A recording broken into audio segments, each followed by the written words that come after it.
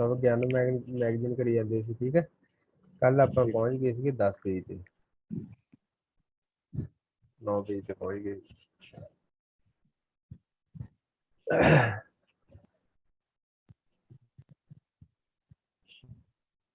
ਜਿਹੜਾ model tenancy act ਆ, tenancy ਇੱਕ ਤਾਂ ਟੀਨੈਂਟ ਕਿਸਾਨ ਨੂੰ ਵੀ ਕਹਿੰਦੇ, ਇੱਕ ਟੀਨੈਂਟ ਹੁੰਦੇ ਆ ਜਿਹੜੇ ਕਿਰਾਏਦਾਰ, ਠੀਕ ਹੈ। ਕਿਸਾਨ ਉਹ ਟੀਨੈਂਟ ਨਹੀਂ ਹੁੰਦਾ, ਕਿਸਾਨ ਉਹ ਟੀਨੈਂਟ ਉਹਨੂੰ ਆਉਂਦੇ ਆ ਜਿਹੜਾ ਮਤਲਬ ਠੇਕੇ ਤੇ ਜ਼ਮੀਨ ਲੈਂਦਾ, ਠੀਕ ਹੈ। ਇੱਕ ਹਿਸਾਬ ਦਾ ਉਹਦੇ ਕਿਰਾਏਦਾਰ ਹੀ ਹੋ ਗਏ ਨਾ। ਹਾਂ, ਟੀਨੈਂਟ ਹੁੰਦਾ ਕਿਰਾਏਦਾਰ। तो मॉडल ਟੀਨੈਂਸੀ ਐਕਟ ਅਪਰੂਵ ਕਰਤਾ ਕੈਬਨਿਟ ਨੇ, ਜਿਹੜੀ ਸੈਂਟਰਲ ਕੈਬਨਿਟ ਆ। ਉਹਦੇ ਨਾਲ ਕੀ ਹੁੰਦਾ, ਮਾਡਲ ਟੈਨੈਂਸੀ ਐਕਟ ਦੇ ਵਿੱਚ ਕੀ ਹੈ, ਜਦੋਂ ਕੋਈ ਮਾਡਲ ਲਾ ਬਣਾਉਂਦੀ ਹੈ ਨਾ ਕੇਂਦਰ ਸਰਕਾਰ, ਉਹਦਾ ਮਤਲਬ ਇਹ ਹੁੰਦਾ ਵੀ ਉਹਨਾਂ ਨੇ ਆਪਦੇ ਵਾਸਤੇ ਨਹੀਂ ਬਣਾਇਆ, ਉਹ ਉੱਥੇ ਲਾਅ ਬਣਾ ਕੇ ਰੱਖ ਲੈਂਦੇ ਤੇ ਸਟੇਟਾਂ ਨੂੰ ਕਹਿੰਦੇ ਆ ਵੀ ਤੁਸੀਂ ਬਸ ਆਹ ਇਹ ਜਾਂ ਮੋਟੀਆਂ ਚੀਜ਼ਾਂ ਆਹ ਹੋਣੀਆਂ ਚਾਹੀਦੀਆਂ, ਬਾਕੀ ਤੁਸੀਂ ਆਪਦੀ ਸਟੇਟ ਦੇ ਹਿਸਾਬ ਨਾਲ ਵਿੱਚ ਮਾੜਾ ਮੋਟਾ ਐਡ ਆਨ ਕਰ ਲਿਓ ਜੀ। ਸਮਝ ਲੱਗ ਗਈ? ਮੋਟੀਆਂ ਚੀਜ਼ਾਂ ਹੀ ਲਿਖ ਕੇ ਦੱਸ ਦਿੰਦੇ ਆ ਉਹ, ਉਹਦੇ ਬਾਅਦ ਸਟੇਟਾਂ ਨੂੰ ਕਹਿੰਦੇ ਤੁਸੀਂ ਆਪਦੇ ਹਿਸਾਬ ਨਾਲ ਐਡ ਆਨ ਕਰ ਲਿਓ ਜੀ। ਤੇ ਹੁਣ ਇਹ ਜਿਹੜਾ ਲਾਅ ਕਾਹਦੇ ਨਾਲ ਸੰਬੰਧਿਤ ਆ, ਮਾਡਲ ਟੈਨੈਂਸੀ ਐਕਟ, ਇਹ ਹੈਗਾ ਕਿਰਾਏਦਾਰ ਨਾਲ ਤੇ ਓਨਰ ਨਾਲ ਸੰਬੰਧਿਤ। ਵੀ ਜਿਵੇਂ ਹੁਣ ਘਰ ਹਨਾ, ਕਿਰਾਏ ਦੇ ਘਰ ਜਿਹੜੇ ਦਿੰਦੇ ਆ, ਜਿਵੇਂ ਹੁਣ ਮੈਂ ਰਹਿ ਰਿਹਾ ਇੱਥੇ ਬਾਹਰ, ਉਹਦੇ ਨਾਲ ਸੰਬੰਧਿਤ ਆ। ਤੇ ਉਹਨਾਂ ਨੇ ਗੌਰਮੈਂਟ ਨੇ, ਇੰਡੀਅਨ ਗੌਰਮੈਂਟ ਨੇ ਕਿਰਾਏ ਉਹਦੀ ਐਕਟ ਬਣਾ ਕੇ ਉੱਥੇ ਰੱਖਤਾ, ਮਾਡਲ ਐਕਟ, ਤੇ ਸਟੇਟਾਂ ਨੂੰ ਕਹਿਤਾ ਵੀ ਤੁਸੀਂ ਆਪਦੇ ਹਿਸਾਬ ਨਾਲ ਹੁਣ ਇਹਨੂੰ ਧਿਆਨ 'ਚ ਰੱਖਦੇ ਬਣਾ ਲਓ, ਬਸ ਇੰਨੀ ਗੱਲ। ਇਹਦੇ ਨਾਲ ਫਾਇਦਾ ਕਿਹਦਾ ਹੋਊਗਾ ਨਾ, ਫਾਇਦਾ ਹੋਊਗਾ ਕਿਰਾਏਦਾਰ ਦਾ ਵੀ ਫਾਇਦਾ ਹੋਊਗਾ ਤੇ ਮਾਲਕ ਦਾ ਵੀ ਫਾਇਦਾ ਹੋਊਗਾ, ਠੀਕ ਹੈ। ਕਿਰਾਏਦਾਰ ਦਾ ਫਾਇਦਾ ਇਹ ਹੋਊਗਾ ਵੀ ਉਹਦੇ ਨਾਲ ਧੱਕਾ ਨਹੀਂ, ਵੀ ਜ਼ਿਆਦਾ ਕਿਰਾਇਆ ਨਹੀਂ ਉਹ ਤੋਂ ਵਸੂਲੂਗਾ ਮਾਲਕ, ਹਨਾ। ਤੇ ਉਹ ਮਾਲਕ ਦਾ ਫਾਇਦਾ ਇਹ ਹੋਊਗਾ ਵੀ ਉਹ ਵੱਧ ਤੋਂ ਵੱਧ, ਵੀ ਕਹਿਣ ਦਾ ਮਤਲਬ ਇਨਵੈਸਟਮੈਂਟ ਹੋਰ, ਵੀ ਉਹਦੇ ਬਾਰੇ ਵੀ ਦੋਵਾਂ ਬਾਰੇ ਲਿਖਿਆ ਹੋਇਆ ਯਾਰ, ਕਹਿਣ ਦਾ ਦੋਵਾਂ ਦਾ ਫਾਇਦਾ ਹੋਊਗਾ ਕਰਦੇ। ਮਾਡਲ ਟੈਨੈਂਸੀ ਐਕਟ ਦਾ ਸੰਬੰਧ ਆ ਮਾਲਕ ਤੇ ਕਿਰਾਏਦਾਰ ਦੇ ਉਹਦੇ ਨਾਲ। फिर आ गया portal for covid orphan and children. तो अब बाल स्वराज पोर्टल बनाया इन्होंने वास्ते, ठीक है। बाल स्वराज पोर्टल असल है की है भी ਜਿਹੜੇ ਜਵਾਕ कोविड-19 ਦੇ ਸ਼ਿਕਾਰ ਹੋਇਆ, कोविड-19 ਦੇ ਸ਼ਿਕਾਰ ਇਹ ਨਹੀਂ ਕਿ ਉਹਨਾਂ ਨੂੰ ਆਪ ਨੂੰ ਕਰੋਨਾ ਹੋਇਆ, ਵੀ ਜਿਨ੍ਹਾਂ ਦੀਆਂ ਫੈਮਿਲੀ ਅਸਲ ਦੇ ਵਿੱਚ ਵੀ ਕੋਵਿਡ-19 ਹੋ ਗਿਆ ਸੀ। ਹੁਣ ਜਿਵੇਂ ਆਪਾਂ ਤਾਂ ਚਲੋ ਘਰੇ ਬੈਠੇ ਆ ਆਪਦੇ, ਜਿਵੇਂ ਮਜ਼ਦੂਰ ਸੀ ਜਾਂ ਹੋਰ ਸੀ ਹਨਾ, ਉਹਨਾਂ ਦੇ ਮਾਂ ਪਿਓ, ਕਈਆਂ ਦੇ ਮਾਂ ਪਿਓ ਮਰ ਵੀ ਗਏ। ਸੋ ਜਿਹੜੇ ਉਹ ਜਿਹੇ ਬੱਚੇ ਆ ਨਾ, ਉਹਨਾਂ ਵਾਸਤੇ ਇਹ ਜਿਹੜਾ ਪੋਰਟਲ ਬਣਾਇਆ ਵੀ ਉਹ ਬੱਚਿਆਂ ਦੀ ਹੁਣ ਵੀ ਉਹ ਇਕੱਲੇ ਰਹਿ ਗਏ ਹਨਾ, ਉਹਨਾਂ ਦੀ ਕੇਅਰ ਦੀ ਲੋੜ ਆ, ਵੀ ਮਾਂ ਪਿਓ ਤਾਂ ਹੁਣ ਉਹਨਾਂ ਦਾ ਹੈ ਨਹੀਂ, ਠੀਕ ਹੈ। ਸੋ ਤਾਂ ਕਰਕੇ ਇਹ ਪੋਰਟਲ ਬਣਿਆ, ਤੇ ਬਣਾਇਆ ਕਿਹਨੇ ਆ, national commission for protection of child right, ਠੀਕ ਹੈ। ਆਪਣੇ ਜਿੰਨੇ ਵੀ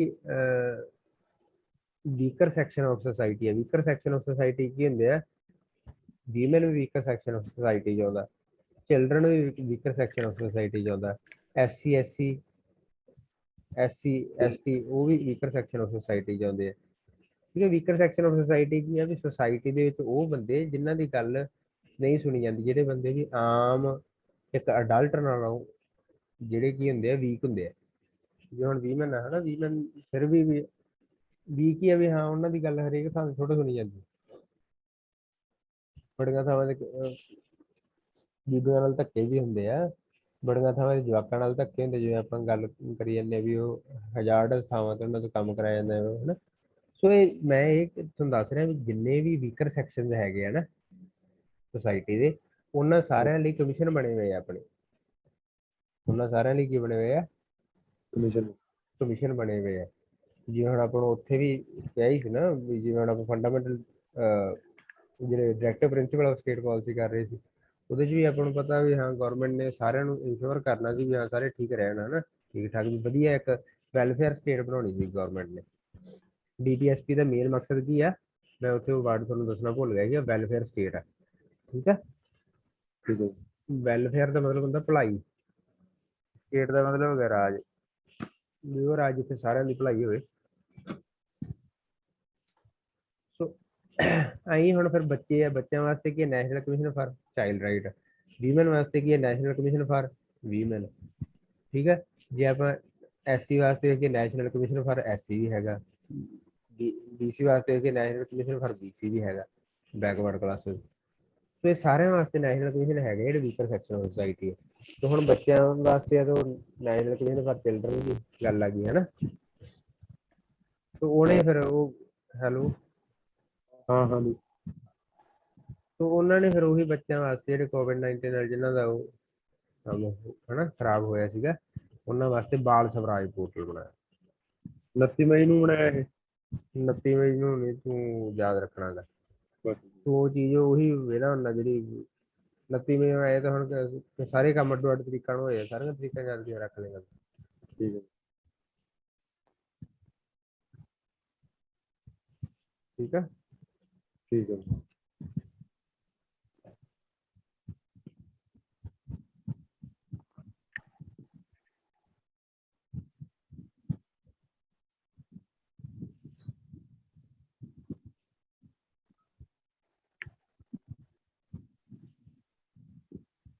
ਤੇ ਇਹ ਟਰੈਕ ਇਹਨੂੰ ਕਿਵੇਂ ਕਰਨਗੇ, ਸੁਪਰੀਮ ਕੋਰਟ ਦੇ ਨਾ ਜਿੰਨੇ ਵੀ ਡੀਸੀ ਸੀਗੇ ਸਾਰੇ ਜ਼ਿਲ੍ਹਿਆਂ ਦੇ, ਉਹਨਾਂ ਨੂੰ ਇਹ ਕਿਹਾ ਸੀਗਾ ਵੀ ਤੁਸੀਂ ਆ ਲਿਸਟਾਂ ਬਣਾਓ ਆਪਦੇ ਆਪਦੇ ਜ਼ਿਲ੍ਹੇ ਦੀਆਂ, ਕਿ ਤੁਹਾਡੇ ਜ਼ਿਲ੍ਹੇ 'ਚ ਜਵਾਕ ਕਿੰਨੇ ਆ। ਉਹਨਾਂ ਨੂੰ ਉਸ ਹਿਸਾਬ ਨਾਲ ਪਹਿਲਾਂ ਤਾਂ ਆਪਾਂ ਉਹੀ ਲੱਭਣੇ ਹੁੰਦੇ ਆ ਨਾ ਵੀ ਜਵਾਕ ਕਿੱਥੇ ਕਿੱਥੇ ਆ, ਫਿਰ ਉੱਥੇ ਉਹ ਲਿਖ ਕੇ ਲਾ ਦਿੰਦੇ ਸਾਰੀਆਂ ਥਾਵਾਂ ਤੇ ਵੀ ਜੇ ਤੁਹਾਨੂੰ ਕੋਈ ਇਹ ਜਿਹਾ ਜਵਾਕ ਮਿਲਦਾ ਹੈ ਨਾ ਜਿਹੜਾ ਲਵਾਰਸ ਮਿਲਦਾ, ਤੇ ਉਹ ਉਹਦੇ ਬਾਰੇ ਫਿਰ ਸਾਨੂੰ ਦੱਸੋ। ਉਹਦੇ ਬਾਰੇ ਫਿਰ ਉਹ ਦੱਸਿਆ ਜਾਂਦਾ ਡੀਸੀ ਨੂੰ, ਫਿਰ ਉਹ ਜਵਾਕ ਨੂੰ ਉੱਥੋਂ ਲੈ ਆਉਂਦੇ ਆ, ਫਿਰ ਐਂ ਕਰਕੇ ਜਿਹੜੇ ਚਿਲਡਰਨ ਕੇਅਰ ਸੈਂਟਰ ਉੱਥੇ ਭੇਜ ਦਿੰਦੇ। ਠੀਕ ਹੈ, ਅੱਗੇ ਆ ਗਿਆ PM care for children scheme.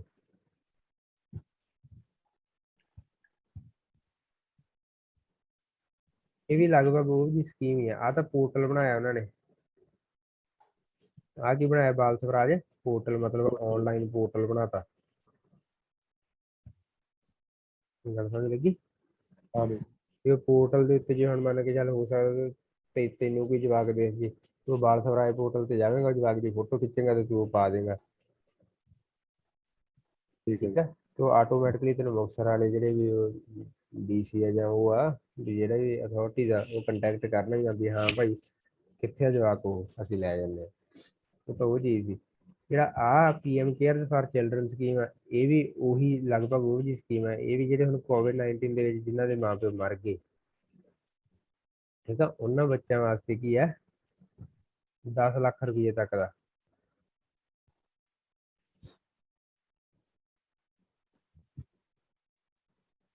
ਇੱਕ 10 ਲੱਖ ਰੁਪਇਆ ਮਿਲੂਗਾ ਜਦੋਂ ਉਹਨੂੰ ਉਹ 23 ਸਾਲਾਂ ਦੇ ਹੋਣਗੇ। ਠੀਕ ਹੈ, ਠੀਕ ਹੈ ਜੀ। ਪਲੱਸ ਐਜੂਕੇਸ਼ਨ, ਉਹਨਾਂ ਦੀ ਐਜੂਕੇਸ਼ਨ ਦਿੱਤੀ ਜਾਊਗੀ ਫ੍ਰੀ ਉਹਨਾਂ ਨੂੰ। Children under 10 years will be given admission in the nearest Kendriya Vidyalaya private school as a day scholar. Kendriya Vidyalaya ਦੇ ਵਿੱਚ ਐਡਮਿਸ਼ਨ ਵੀ ਕੇਂਦਰੀ ਵਿਦਿਆਲਿਆ 'ਚ ਹੋਊਗੀ, ਛੋਟੇ ਸਕੂਲ 'ਚ ਨਹੀਂ। ਕੇਂਦਰੀ ਵਿਦਿਆਲਿਆ ਤੁਹਾਨੂੰ ਪਤਾ ਨਾ ਕਿਹੜੇ ਆ?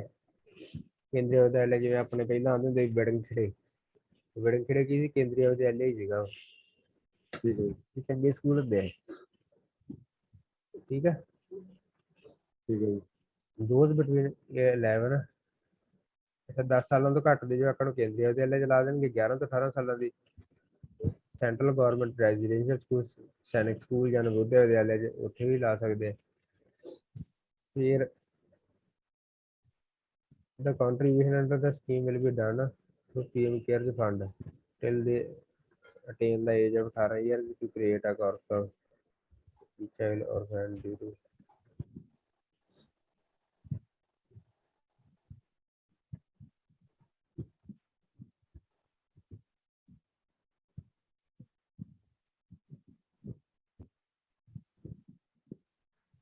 ਠੀਕ ਹੈ। ਜਿਹੜੇ ਆ 10 ਲੱਖ ਰੁਪਏ ਇਹਨਾਂ ਨੇ ਕਿਹਾ ਨਾ ਵੀ ਦੇਵਾਂਗੇ, ਉਹ 18 ਸਾਲਾਂ ਤੋਂ ਦੇਣਾ ਸਟਾਰਟ ਕਰ ਦੇਣਗੇ। ਜਦੋਂ 18 ਸਾਲਾਂ ਦੇ ਪਹਿਲਾਂ ਸਰਕਾਰ ਹੀ ਸਾਰਾ ਕੁਛ ਇਹਨਾਂ ਖਰਚਾ ਪਾਣੀ ਦੇਖੀ ਜਾਊਗੀ, ਜਿੱਥੇ ਉਹ ਲੱਗੇ ਹੋਣਗੇ। ਜਿਵੇਂ ਹੁਣ ਮੰਨ ਕੇ ਲਓ ਨਵੋਦਿਆ ਵਿਦਿਆਲਿਆ 'ਚ ਜਾਂ ਕੇਂਦਰੀ ਵਿਦਿਆਲਿਆ 'ਚ ਉੱਥੇ ਸਰਕਾਰੀ ਧਿਆਨ ਰੱਖੂਗੀ। ਪਰ ਜਦੋਂ 18 ਸਾਲਾਂ ਦੇ ਹੋ ਜਾਣਗੇ ਫਿਰ ਉਹਨਾਂ ਨੂੰ ਜਿਵੇਂ ਹੁਣ 10 ਲੱਖ ਵੀ 5 ਸਾਲ ਦੇਣਾ, ਪਰ 10 ਲੱਖ ਰੁਪਏ 2 ਲੱਖ ਰੁਪਏ ਸਾਲ ਦਾ ਹੋ ਗਿਆ, 2 ਲੱਖ ਰੁਪਏ ਸਾਲ ਦੇ ਹਿਸਾਬ ਨਾਲ ਕਿੰਨਾ ਬਣ ਗਿਆ 16-17 ਹਜ਼ਾਰ ਰੁਪਏ ਮਹੀਨਾ ਬਾਅਦ ਚ ਉਹਨਾਂ ਦੀਆਂ ਰਿਕੁਆਇਰਮੈਂਟ ਵਾਸਤੇ ਦੇਊਗੀ ਸਰਕਾਰ। ਠੀਕ ਹੈ ਸੋ ਸਕੀਮ ਦਾ ਨਾਂ ਕੀ ਸੀ? PM care for children. ਇਹ ਕਿੰਨਾ ਲਈ ਹੈ? ਜਿਹੜੇ ਬੱਚਿਆਂ ਦੇ ਮਾਂ ਪਿਓ ਮਰ ਗਏ ਮਰ ਗਏ ਕਰੋਨਾ ਕਾਹਦੇ ਕਰਕੇ? ਕਰੋਨਾ ਕਰਕੇ। ਤੇ ਉਹਨਾਂ ਵਾਸਤੇ ਆ। ਤੇ ਉਹਨਾਂ ਵਾਸਤੇ ਸਕੀਮ ਦੇ ਵਿੱਚ ਹੈ ਕੀ ਆ ਵੀ 10 ਲੱਖ ਰੁਪਇਆ ਮਿਲੂਗਾ ਉਹਨਾਂ ਨੂੰ 18 ਤੋਂ 23 ਸਾਲ ਦੇ ਜਦੋਂ ਹੋ ਜਾਣਗੇ, ਤੇ ਨਾਲ ਜਿਹੜੀ ਹੁਣ ਅੱਜ ਦੀ ਉਮਰ ਦੇ ਵਿੱਚ ਉਹਨਾਂ ਨੂੰ ਕੀ ਆ ਫ੍ਰੀ ਐਜੂਕੇਸ਼ਨ ਮਿਲੂਗੀ। ਜੇ ਤਾਂ 10 ਸਾਲਾਂ ਤੋਂ ਘੱਟ ਆ ਤਾਂ ਕੇਂਦਰੀ ਵਿਦਿਆਲਿਆ 'ਚ ਦਾਖਲਾ ਦੇ ਦੇਣਗੇ, ਤੇ 10 ਸਾਲਾਂ ਤੋਂ ਜ਼ਿਆਦਾ ਤੇ ਨਵੋਦਿਆ ਵਿਦਿਆਲਿਆ 'ਚ ਦੇ ਦੇਣਗੇ ਦਾਖਲਾ। ਆਈ ਥਿੰਕ ਕਲੀਅਰ ਹੈ। ਤੇ ਬਾਲ ਸਵਰਾਜ ਪੋਰਟਲ ਦਾ ਵੀ ਪਤਾ ਲੱਗ ਗਿਆ। ਬਾਲ ਸਵਰਾਜ ਪੋਰਟਲ ਕੀ ਆ? ਆਨਲਾਈਨ ਇੱਕ ਵੈਬਸਾਈਟ ਕਹਿ ਲਓ ਜਾਂ ਆਨਲਾਈਨ ਪੋਰਟਲ ਆ, ਜਿੱਥੇ ਜਾ ਕੇ ਵੀ ਤੁਸੀਂ ਦੱਸ ਸਕਦੇ ਆ ਅਥਾਰਟੀਜ਼ ਨੂੰ, ਹਨਾ, ਵੀ ਐਂ ਕਰਕੇ ਆ ਜਵਾਕ ਲਵਾਰਸ ਉੱਥੇ ਫਿਰਦਾ, ਕਾਹਦੇ ਕਰਕੇ ਫਿਰਦਾ? ਵੀ COVID-19 ਕਰਕੇ, ਹਨਾ, ਵੀ ਉਹਦੇ ਮਾਂ ਪਿਓ ਮਰ ਗਏ, ਜਾਂ ਵੀ ਆਪਾਂ ਨੂੰ ਪਤਾ ਕਿ ਕਈ ਵਾਰੀ ਆਪਣੇ ਧਿਆਨ ਚ ਆ ਜਾਂਦੇ ਆ ਜਵਾਕ। ਸਮਝ ਲੱਗ ਗਈ ਹਰਜੀਤ? ਸਕੀਮ ਦਾ ਨਾਂ ਹੀ ਯਾਦ ਰੱਖਣਾ ਤੁਸੀਂ ਤਾਂ। ਅੱਗੇ ਵੇਖੋ ਕੀ ਆ ਗਿਆ। The ministry of women and child development in collaboration with the Ministry of External Affairs plans to set up one-stop center across 9 countries to provide integrated comprehensive of Indian women.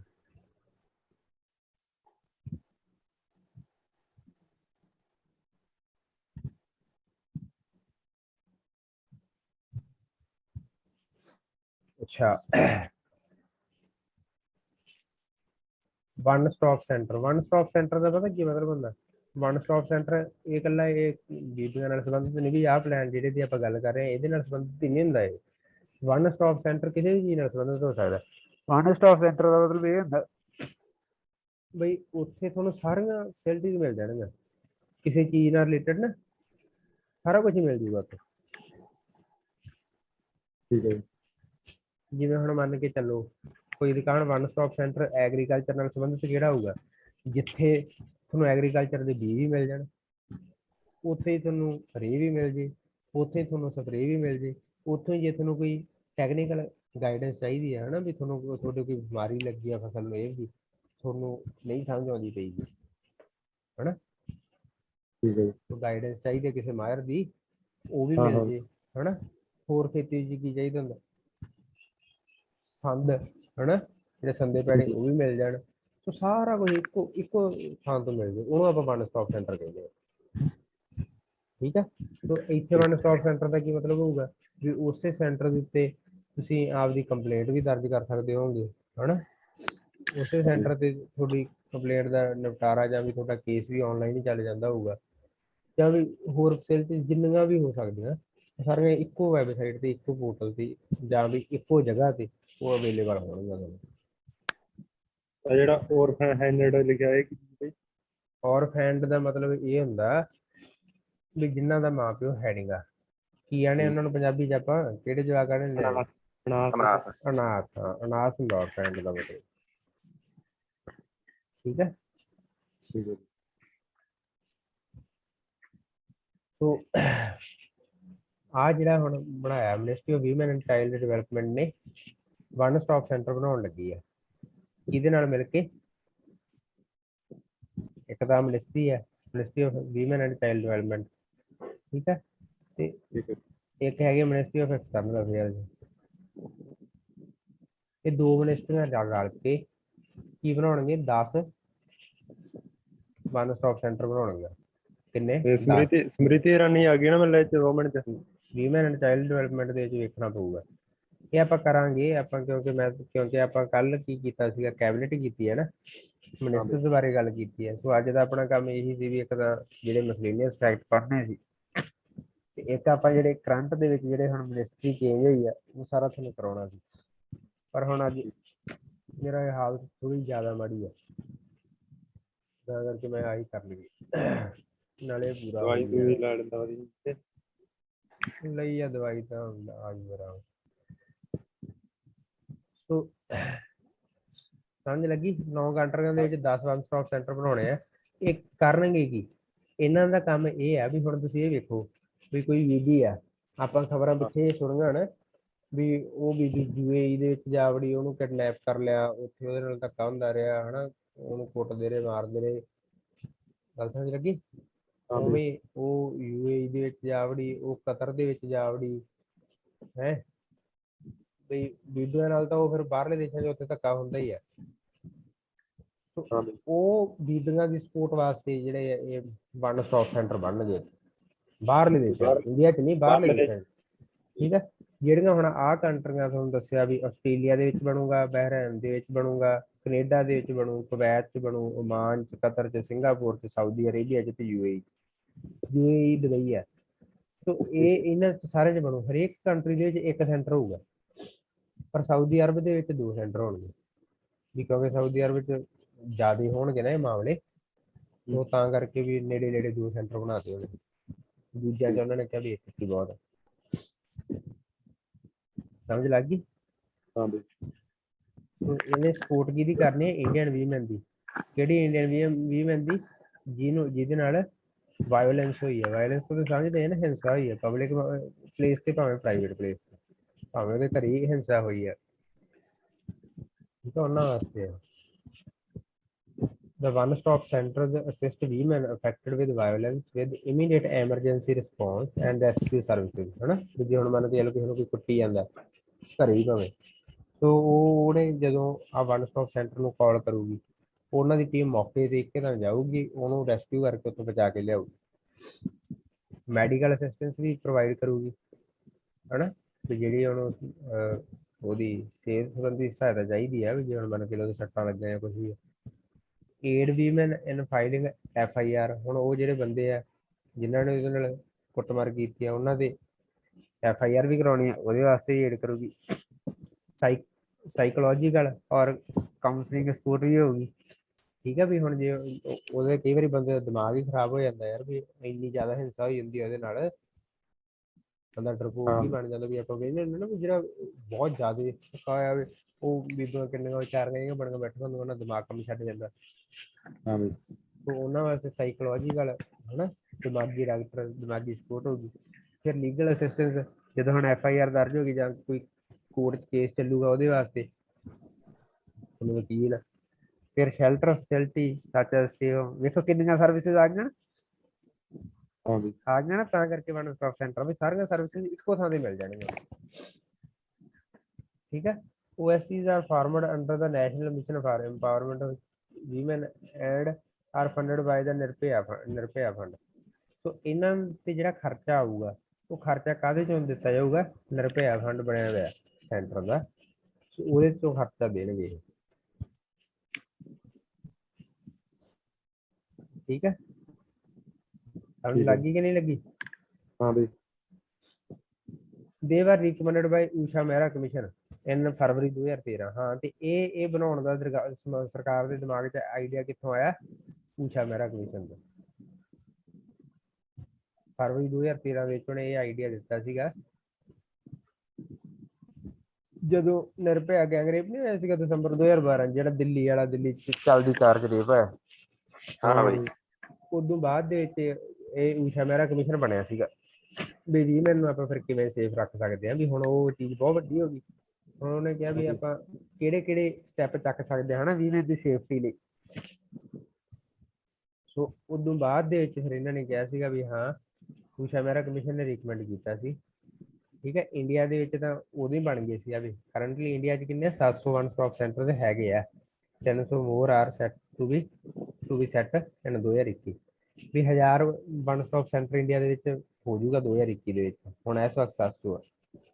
ਸੋ ਜਿਹੜਾ ਵਨ ਸਟਾਪ ਸੈਂਟਰ ਆ, ਹੁਣ ਇਹਦੇ ਬਾਰੇ ਤੁਹਾਨੂੰ ਪੂਰੀ ਤਰ੍ਹਾਂ ਪਤਾ ਲੱਗ ਗਿਆ ਵੀ ਜੇ ਕੋਈ ਬੀਬੀ ਔਖੀ ਆ, ਜਾਂ ਵੀ ਜੇ ਕੋਈ ਮੰਨ ਕੇ ਚਲੋ ਕੋਈ ਮਾਰਕਟਾਈਜ਼ ਕਰਦਾ ਜਾਂ ਕੋਈ ਵੀ ਗੱਲ ਹੈਗੀ ਹੈ ਨਾ, ਇਹੋ ਜਿਹੀ ਕਿਸੇ ਵੀ ਤਰ੍ਹਾਂ ਦੀ ਵੀ ਉਹਨੂੰ ਦਿੱਕਤ ਹੈਗੀ ਆ, ਉਹ ਵਨ ਸਟਾਪ ਸੈਂਟਰ 'ਤੇ ਕੰਟੈਕਟ ਕਰ ਸਕਦੀ ਹੈ। ਠੀਕ ਹੈ, ਸੋ ਉਹ ਆ ਸਰਵਿਸਿਜ਼ ਜਿਹੜੀਆਂ ਮੈਂ ਤੁਹਾਨੂੰ ਦੱਸਿਆ, ਉਹਨੂੰ ਸਾਰੀਆਂ ਮਿਲਣਗੀਆਂ ਜਗ੍ਹਾ ਉੱਪਰ। ਠੀਕ ਹੈ, ਸੋ ਇਹ ਤੋਂ ਤੁਸੀਂ ਯਾਦ ਕੀ ਰੱਖਣਾ ਵੀ ਪਹਿਲਾਂ ਇਹ ਇੰਡੀਆ ਦੇ ਵਿੱਚ ਹੀ ਸੀ ਵਨ ਸਟਾਪ ਸੈਂਟਰ, ਹੁਣ ਬਾਹਰ ਵੀ ਬਣਾਉਣੇ ਆ। ਕਿੰਨੇ ਬਣਾਉਣੇ ਆ? 10। ਕਿੰਨੇ ਦੇਸ਼ਾਂ 'ਚ? 9 ਦੇਸ਼ਾਂ 'ਚ। ਠੀਕ ਹੈ, ਤੇ ਕਿਹੜੀ ਮਿਨਿਸਟਰੀ ਹੈ? Ministry of women and child development ਹੈ ਤੇ ਮਿਨਿਸਟਰੀ ਆਫ ਐਕਸਟਰਨਲ ਅਫੇਅਰ, ਦੋਵੇਂ ਹੀ ਹੋਣਗੀਆਂ। ਵੀ ਇੱਕ ਤਾਂ ਉਹ ਮਿਨਿਸਟਰੀ ਕੰਮ ਕਰੂਗੀ ਜਿਹੜੀ ਦਾ ਸੰਬੰਧ ਵੀਮਨ ਨਾਲ ਹੈ ਹਨਾ, ਤੇ ਨਾਲ ਕਿਉਂਕਿ ਬਾਹਰਲੇ ਦੇਸ਼ਾਂ 'ਚ, ਤੇ ਬਾਹਰਲੇ ਦੇਸ਼ਾਂ 'ਚ ਕਿਹੜੀ ਮਿਨਿਸਟਰੀ ਚੱਲੂਗੀ? ਐਕਸਟਰਨਲ ਅਫੇਅਰ ਮਿਨਿਸਟਰੀ ਚੱਲੂਗੀ। ਹਾਂ ਬਾਹਰਲੇ ਦੇਸ਼ਾਂ 'ਚ ਤਾਂ ਕੰਮ ਉਹੀ ਕਰਦੀ ਹੈ, ਸੋ ਤਾਂ ਕਰਕੇ ਠੀਕ ਹੈ। ਤੇ ਜਿਹੜਾ ਇਹਦੇ ਤੇ ਖਰਚਾ ਆਊਗਾ ਇਹ ਮਿਸ਼ਨ ਤੇ, ਉਹ ਕਿਹੜੇ ਫੰਡ 'ਚ ਦਿੱਤਾ ਜਾਊਗਾ? ਨਿਰਭੈ ਫੰਡ 'ਚ। ਨਿਰਭੈ ਪਹਿਲੀ ਵਾਰੀ ਜਿਹੜੇ ਵਨ ਸਟਾਪ ਸੈਂਟਰ ਬਣੇ ਸੀਗੇ, ਉਹਨਾਂ ਦਾ ਆਈਡੀਆ ਕਿਹੜੇ ਕਮਿਸ਼ਨ ਨੇ ਦਿੱਤਾ ਸੀ? ਊਸ਼ਾ ਮਹਿਰਾ ਕਮਿਸ਼ਨ ਨੇ। ਊਸ਼ਾ ਮਹਿਰਾ ਕਮਿਸ਼ਨ ਬਣਿਆ ਕਦੋਂ ਸੀ? 2012 ਗੈਂਗਰੇਪ ਤੋਂ ਬਾਅਦ। ਹੁਣ national mission on use of biomass, ਆਹ ਸੋਹਣੀ ਆ ਖਬਰ, ਇਹ 'ਚ ਤੁਹਾਨੂੰ ਇੰਟਰਸਟ ਵੀ ਬਣੂਗਾ। ਪਹਿਲੀ ਗੱਲ ਤਾਂ ਇਹ ਹੈ ਵੀ ਜਿਹੜਾ national mission on use of biomass ਆ, ਇਹ ਲਿਆਂਦਾ ਕਿਹਨੇ? ਯੂਨੀਅਨ ਪਾਵਰ ਮਿਨਿਸਟਰੀ ਨੇ। ਜਿਹਨੇ ਲਿਆਂਦਾ? ਯੂਨੀਅਨ ਪਾਵਰ ਮਿਨਿਸਟਰੀ ਨੇ। ਜਿਵੇਂ ਵੀਮਨ ਐਂਡ ਚਾਈਲਡ ਡਿਵੈਲਪਮੈਂਟ ਮਿਨਿਸਟਰੀ ਸੀਗੀ ਉੱਪਰ, ਉਹਨੇ ਪਾਵਰ ਮਿਨਿਸਟਰੀ ਦਾ ਸੰਬੰਧ ਹੁੰਦਾ ਬਿਜਲੀ ਨਾਲ, ਬਿਜਲੀ ਮਹਿਕਮੇ ਨਾਲ। So plans to set up a national mission on the use of biomass in coal-based thermal power plants. But it aims to address the issue of air pollution because farm stubble burning and reducing the carbon footprints of thermal power generation by using farm stubble and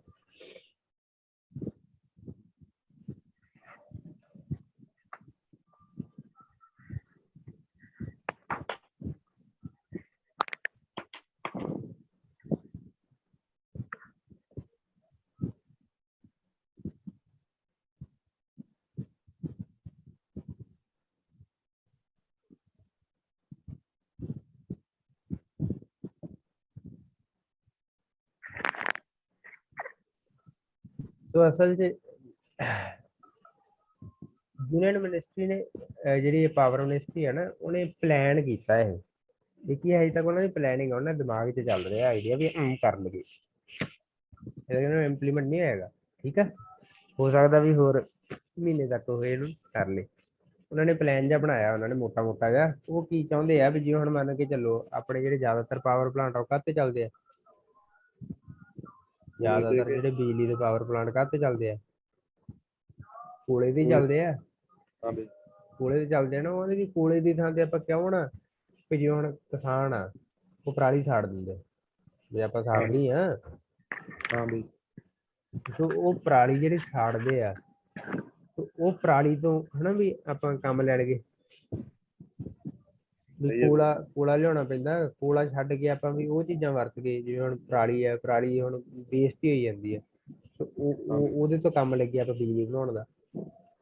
ਕੋਲੇ ਦੀ ਥਾਂ ਤੇ ਪਰਾਲੀ ਨੂੰ ਆਪਾਂ as a ਬਾਲਣ use ਕਰੀਏ, ਫਿਰ ਜਾਂ ਹੋਰ ਜਿਹੜੀਆਂ ਚੀਜ਼ਾਂ ਵੀ ਖਰਾਬ ਹੋਈਆਂ ਹੋਈਆਂ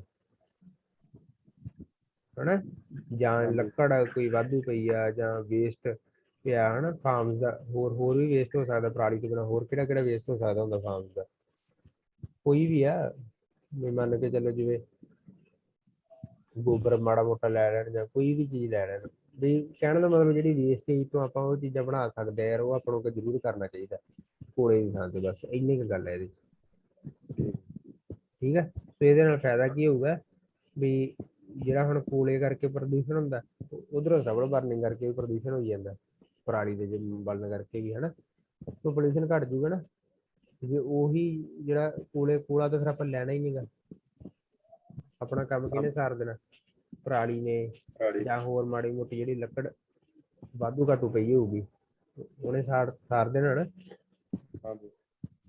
ਸੋ ਨਹੀਂ ਉਹਨੂੰ ਅੱਡ, ਉਹਦੇ ਤੇ ਅੱਡ ਹਵਾ 'ਚ ਉਹ ਧੂੰਆਂ ਜਾਣਾ ਸੀਗਾ, ਉਹਦੇ ਵਾਸਤੇ ਅੱਡ ਜਾਣਾ ਸੀ। ਹੁਣ ਇੱਕੋ ਵਾਰੀ ਜਾਊਗਾ, ਉਹ ਵੀ ਘੱਟ ਜਾਊਗਾ। ਕੋਲਾ ਜ਼ਿਆਦਾ ਪੋਲਿਊਸ਼ਨ ਕਰਦਾ। ਇਹ ਕੋਈ ਨਾ ਯਾਦ ਰੱਖਣੀ ਰੱਖ ਲਿਓ, ਨਹੀਂ ਕੋਈ ਪਰ ਵੀ ਮਿਸ਼ਨ ਉਹਨਾਂ ਨੇ ਯੂਜ਼ ਬਾਇਓਮਾਸ ਕੀ ਹੁੰਦਾ ਤੁਹਾਨੂੰ ਦੱਸਤਾ ਨਾ। ਬਾਇਓਮਾਸ ਕੀ ਹੁੰਦਾ? Plant and animal material that is used as a fuel to produce heat or electricity। ਕੋਈ ਵੀ ਮਟੀਰੀਅਲ ਜਿਹੜਾ ਪਲਾਂਟ ਤੋਂ ਬਣਿਆ ਹੋਵੇ ਜਾਂ ਐਨੀਮਲ ਤੋਂ ਬਣਿਆ ਹੋਵੇ। ਜਿਵੇਂ ਹੁਣ ਐਨੀਮਲ ਦਾ ਗੋਹਾ ਹੁੰਦਾ, ਗੋਬਰ ਤੋਂ ਪਾਥੀ ਬਣਦੀ ਹੈ ਨਾ, ਪਾਥੀ ਵੀ ਇੱਕ ਬਾਇਓਮਾਸ ਆ। ਜੇ ਮੈਂ ਤੁਹਾਨੂੰ ਗੱਲ ਕਰੀ ਜਾਂਦਾ ਪਰਾਲੀ ਵੀ ਇੱਕ ਬਾਇਓਮਾਸ ਆ। ਉਹ ਮਟੀਰੀਅਲ ਜਿਹੜਾ ਪੌਦੇ ਤੋਂ ਮਿਲੇ ਜਾਂ ਐਨੀਮਲ ਤੋਂ ਮਿਲੇ, ਤੇ ਜਿਹਨੂੰ ਆਪਾਂ ਇੱਕ ਫਿਊਲ ਸੋਰਸ ਦੇ ਤੌਰ ਤੇ ਵਰਤ ਸਕੀਏ। ਵੀ ਤੇਲ ਦੇ ਸਰੋਤ ਦੇ ਤੌਰ ਤੇ ਜਾਂ ਜਿਵੇਂ ਆਪਾਂ એનર્ਜੀ ਦੇ ਜਿਹਨੂੰ ਬਾਲ ਕੇ ਆਪਾਂ ਨੂੰ એનર્ਜੀ ਮਿਲਦੀ ਹੋਵੇ, ਅੱਗ ਲੱਗ ਜਾਂਦੀ ਹੋਵੇ ਜਿਹਨੂੰ ਹਾਂ ਹਾਂ ਉੱਡ ਜਾਂਦੇ ਕਹਿਣਗੇ, ਉਹਨੂੰ ਆਪਾਂ ਕੀ ਕਹਿੰਦੇ ਆ, ਬਾਇਓਮਾਸ ਕਹਿੰਦੇ ਆ। ਤੇ ਉਹ ਆਂਦੇ ਵੀ ਕੋਲੇ ਨੂੰ ਛੱਡ ਕੇ ਬਾਇਓਮਾਸ ਵੱਲ ਆ ਜਾਓ। ਠੀਕ ਹੈ, ਜਿਹੜੇ ਥਰਮਲ ਪਲਾਂਟਾਂ ਨਾਲ ਕੋਲੇ ਥਾਂ ਤੇ ਬਾਇਓਮਾਸ ਯੂਜ਼ ਕਰਾਂਗੇ। ਆਈ ਥਿੰਕ ਹੋ ਗਿਆ ਕਲੀਅਰ। ਫਿਰ ਆगे Swami gives hope to flat buyers. More than 600 home buyers of Rivoli Park of Mumbai were handed over the keys of their flats. First sold project completed with the funding by Swami.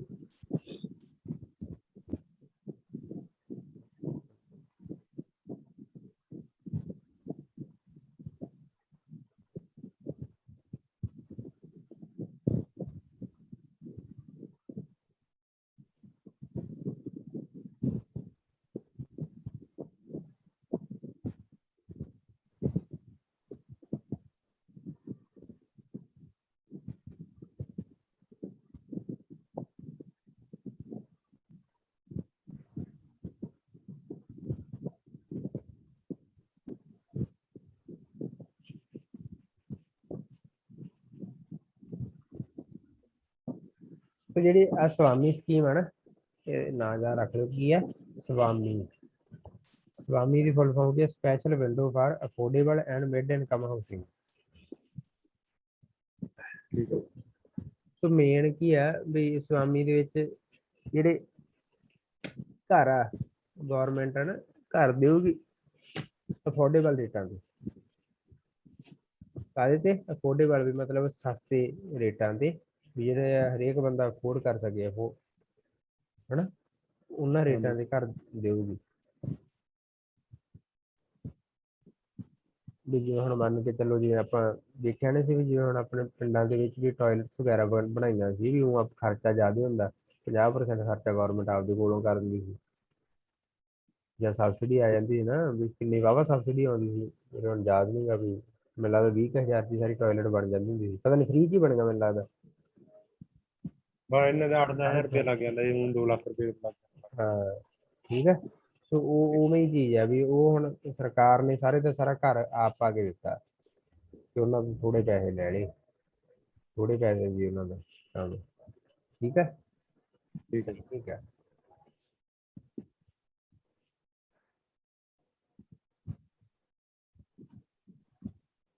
$25,000 crore ਹੈ ਨਾ ਲੱਗ ਗਿਆ। 25,000 ਕਰੋੜ ਤਾਂ ਸਰਕਾਰ ਦਾ ਸਾਰਿਆਂ ਤੇ ਲੱਗਿਆ ਨਾ, 5 ਲੱਖ ਘਰ ਦੇਣਗੇ ਨਾ ਉਹਨੇ ਚ। ਠੀਕ ਹੈ 25,000 ਕਰੋੜ ਦੇ 5 ਲੱਖ ਘਰ ਬਣ ਜਾਣਗੇ। ਸੋ ਬਸ ਇਹ ਜਿਹੜੀ ਸਕੀਮ ਆ ਇਹ ਕਿਹਨੇ ਚਲਾਈ ਹੈ, ਮਿਨਿਸਟਰੀ ਆਫ ਫਾਈਨਾਂਸ ਨੇ। ਕਿਹਨੇ ਚਲਾਈ ਹੈ, ਮਿਨਿਸਟਰੀ ਆਫ ਫਾਈਨਾਂਸ ਦੇ ਅੰਡਰ ਆਉਂਦੀ ਹੈ ਫਾਈਨਾਂਸ। ਜਿਹੜਾ ਤਾਂ ਲਿਖਿਆ ਰਿਵਾਈਲ ਪਾਰਕ ਪਹਿਲੀ ਉਹ ਯਾਰ ਉੱਥੇ ਰਾਈਵਲੀ ਪਾਰਕ ਆਫ ਮੁੰਬਈ ਦੇ ਲੋਕਾਂ ਨੂੰ ਪਹਿਲੀ ਵਾਰੀ 600 ਦੇਖੋ ਨਾ 5 ਲੱਖ ਘਰ ਬਣਾਉਣਾ ਹੈ ਇਹਦੇ ਵਿੱਚ, ਇਸ ਸਕੀਮ ਦੇ ਵਿੱਚ। ਉਹਨਾਂ 'ਚ 600 ਘਰ ਹਜੇ ਤੱਕ ਬਣ ਕੇ ਪਹਿਲੇ ਬੰਦਿਆਂ ਨੂੰ ਦੇ ਦਿੱਤੇ ਵੀ 5 ਲੱਖ 4.5 ਲੱਖ ਘਰ ਦੇ ਵਿੱਚ ਹਜੇ ਤੱਕ ਪਹਿਲਾਂ 600 ਘਰ ਹੀ ਦਿੱਤਾ ਗਿਆ। ਉਹਦੇ ਬਾਰੇ ਖਬਰ ਹੈ। ਠੀਕ ਹੈ, ਇਹ ਇੰਨਾ ਕੋਈ ਬਾਹਲਾ ਨਹੀਂ, ਬਸ ਸਕੀਮ ਦਾ ਨਾਂ ਯਾਦ ਰੱਖ ਲਿਓ, ਸਵਾਮੀ ਹੈ। फिर आ गया मिनिस्ट्री ऑफ ये MIS launched for अगरबत्ती sticks. The National Bamboo Mission launched an management information system based reporting platform for अगरबत्ती stick production. It will collect the locations of stick making units, availability of raw material and function.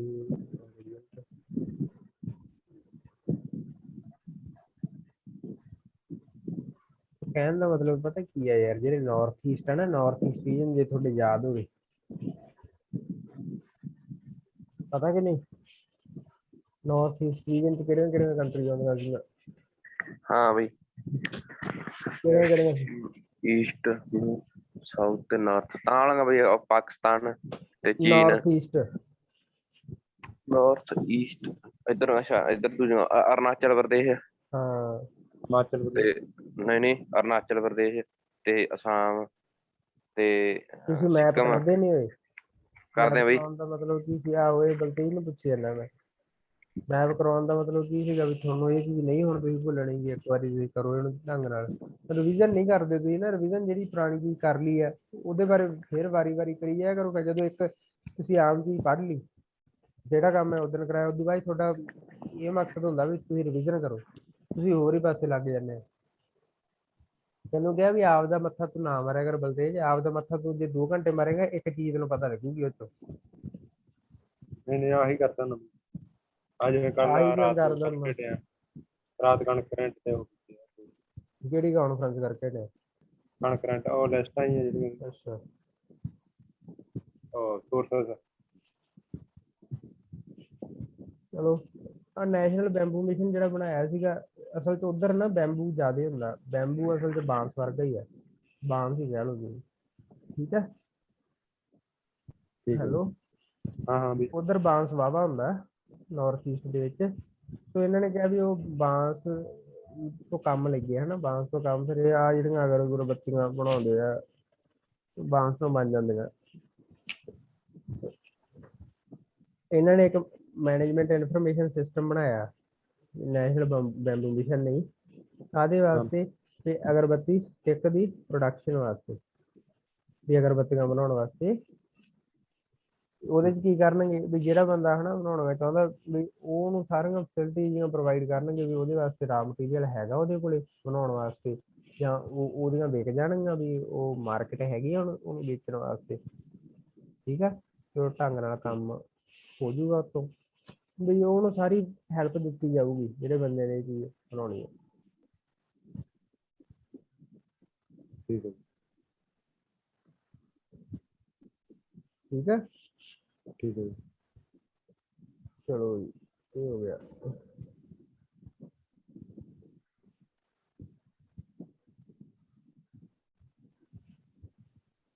ਇਹ ਕਿ launch ਕਿੱਥੇ ਕੀਤਾ ਇਹਨੇ ਤੈਨੂੰ? ਹੈ ਕਿੱਥੇ launch ਕੀਤਾ ਹੈ? ਤੈਨੂੰ ਕਿਹਾ ਤਾਂ ਹੈ national bamboo mission north east ਕੀ ਮੇਨ ਤੌਰ ਤੇ ਹੁੰਦਾ। ਅੱਛਾ ਉੱਥੇ ਸਾਰੀਆਂ ਜੀ ਕਰਤਾ ਨਾਰਥ ਈਸਟ? ਮੇਨਲੀ ਉਹਨਾਂ ਸਟੇਟਾਂ 'ਚ ਹੀ ਹੈ ਇਹ। ਠੀਕ ਹੈ।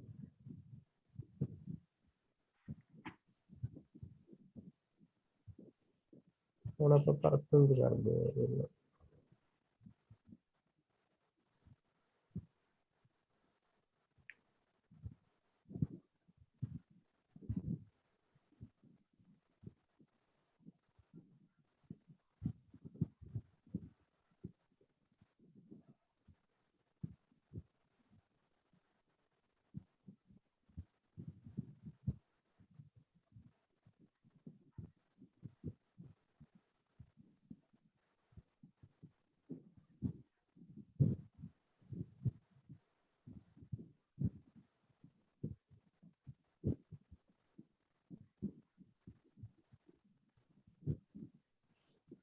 ਹਾਂ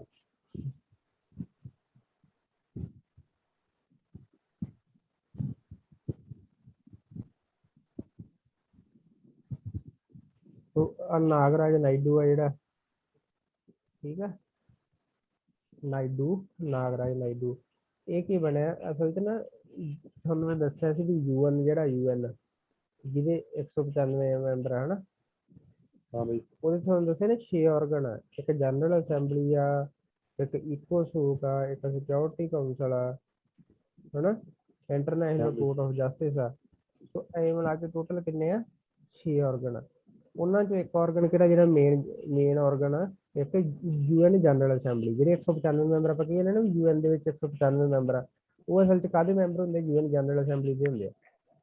UN ਜਨਰਲ ਅਸੈਂਬਲੀ ਦੇ ਵਿੱਚ ਕਿੰਨੇ ਮੈਂਬਰ ਹੁੰਦੇ ਆ? 195। UN ਸਿਕਿਉਰਿਟੀ ਕਾਊਂਸਲ ਦੇ ਵਿੱਚ ਕਿੰਨੇ ਮੈਂਬਰ ਹੁੰਦੇ ਆ? 15, ਵਿੱਚੋਂ 5 ਪਰਮਾਨੈਂਟ ਹੁੰਦੇ ਆ ਤੇ 10 ਟੈਂਪਰੇਰੀ ਹੁੰਦੇ ਆ, ਜਿਹੜੇ 2 ਸਾਲਾਂ ਵਾਸਤੇ ਬਣਦੇ ਆ।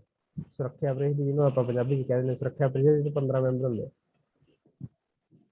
ਠੀਕ ਹੈ, ਤੇ ਅਸੀਂ ਜਿਹੜੀ ਮੰਨ ਕੇ ਚਲੋ ਆਪਾਂ ਕੱਲ ਇਕੋਸੋਕ ਬਾਰੇ ਪੜ੍ਹੀ ਜਾਂਦੇ, ਜਿਹਦਾ ਭਾਰਤ ਮੈਂਬਰ ਬਣਿਆ 2022 ਤੋਂ 2024 ਲਈ 3 ਸਾਲਾਂ ਲਈ, ਤੇ ਉਹਦੇ ਕਿੰਨੇ ਮੈਂਬਰ ਸੀ? 53।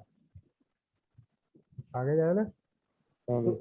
ਇਹ ਜਿਹੜੀ UN ਜਨਰਲ ਅਸੈਂਬਲੀ ਹੈ ਨਾ, ਹੁਣ ਇਹਦਾ ਪ੍ਰੈਜ਼ੀਡੈਂਟ ਚੇਂਜ ਹੋਇਆ। ਪ੍ਰੈਜ਼ੀਡੈਂਟ ਇਹ ਹਰੇਕ ਸਾਲ ਇਹਦਾ ਪ੍ਰੈਜ਼ੀਡੈਂਟ ਬਦਲਦਾ।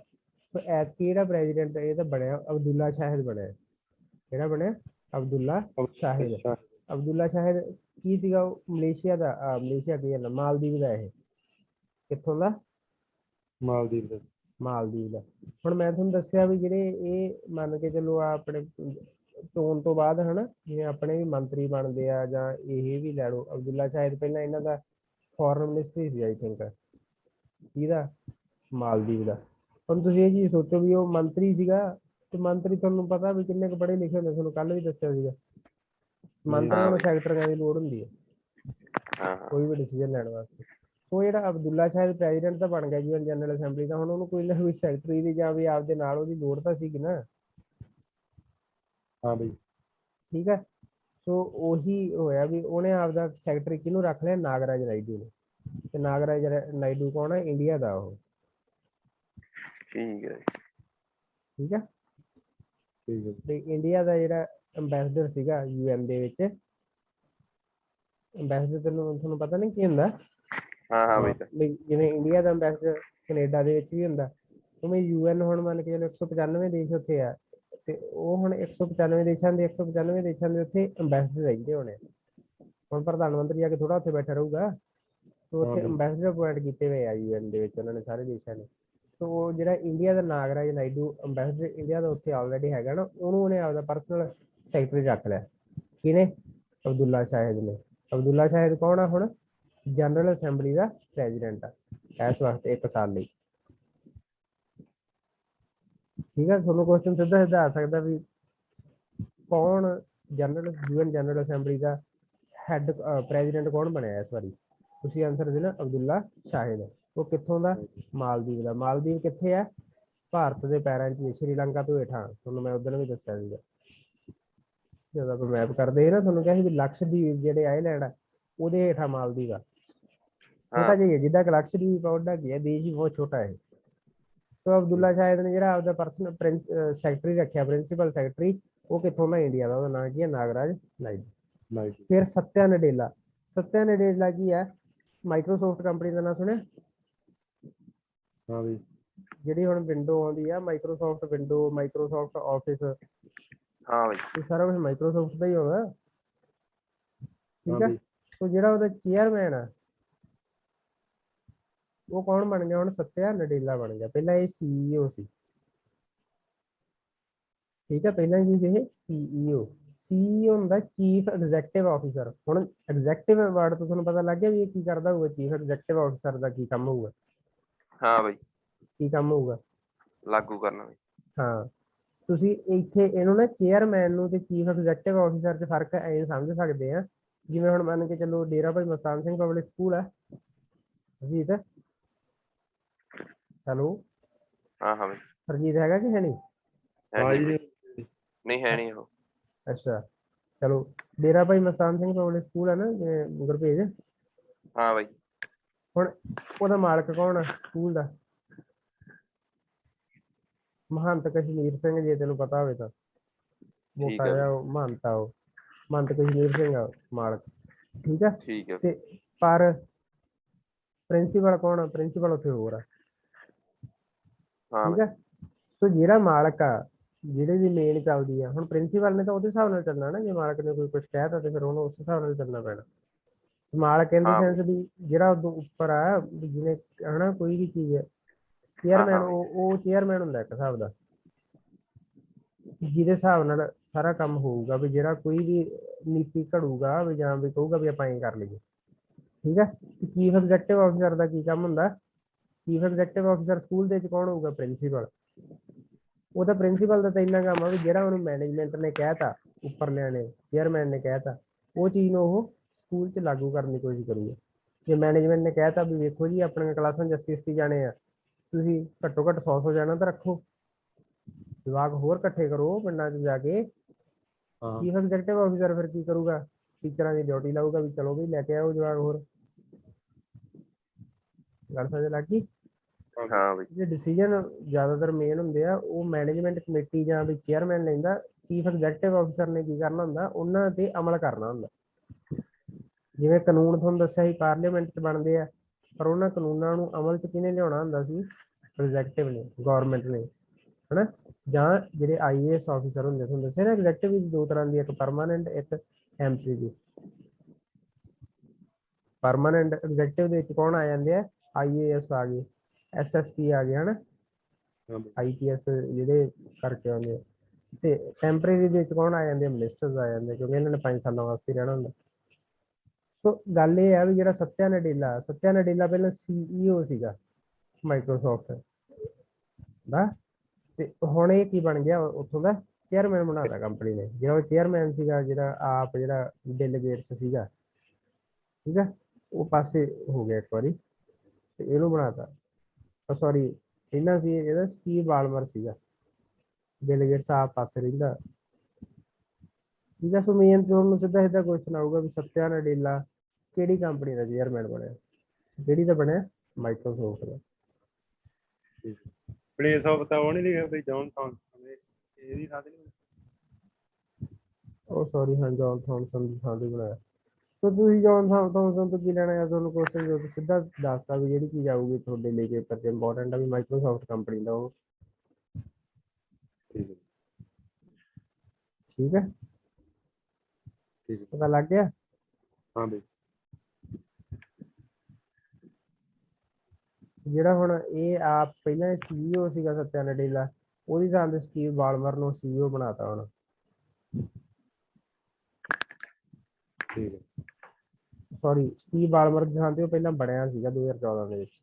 ਜਿਵੇਂ ਹੁਣ ਜੌਨ ਥਾਮਸਨ ਦੀ ਥਾਂ ਤੇ ਉਹ ਚੇਅਰਮੈਨ ਬਣ ਗਿਆ ਨਾ 2014 'ਚ, ਸਟੀਵ ਬਾਲਮਰ ਦੀ ਥਾਂ ਤੇ ਉਹ CEO ਬਣਿਆ ਸੀ। ਯਾਰ ਇੰਨਾ ਨਹੀਂ ਸਿੱਧਾ ਸਤਿਆ ਨਡੇਲਾ ਦਾ ਨਾਂ ਯਾਦ ਰੱਖ ਲਓ, ਕਿਹੜੀ ਕੰਪਨੀ ਨਾਲ ਸੰਬੰਧਿਤ ਹੈ ਇਹ, ਮਾਈਕਰੋਸਾਫਟ ਨਾਲ। ਅੰਟੋਨੀਓ ਗੁਟਰਸ ਜਿਹੜੀ ਹੁਣ UN ਸੈਕਟਰੀ ਜਨਰਲ ਆ, ਤੁਹਾਨੂੰ ਉਹਦੇ 6 ਪਾਰਟਾਂ ਦੀ ਗੱਲ ਕੀਤੀ ਹੈ, 6 ਆਰਗਨ।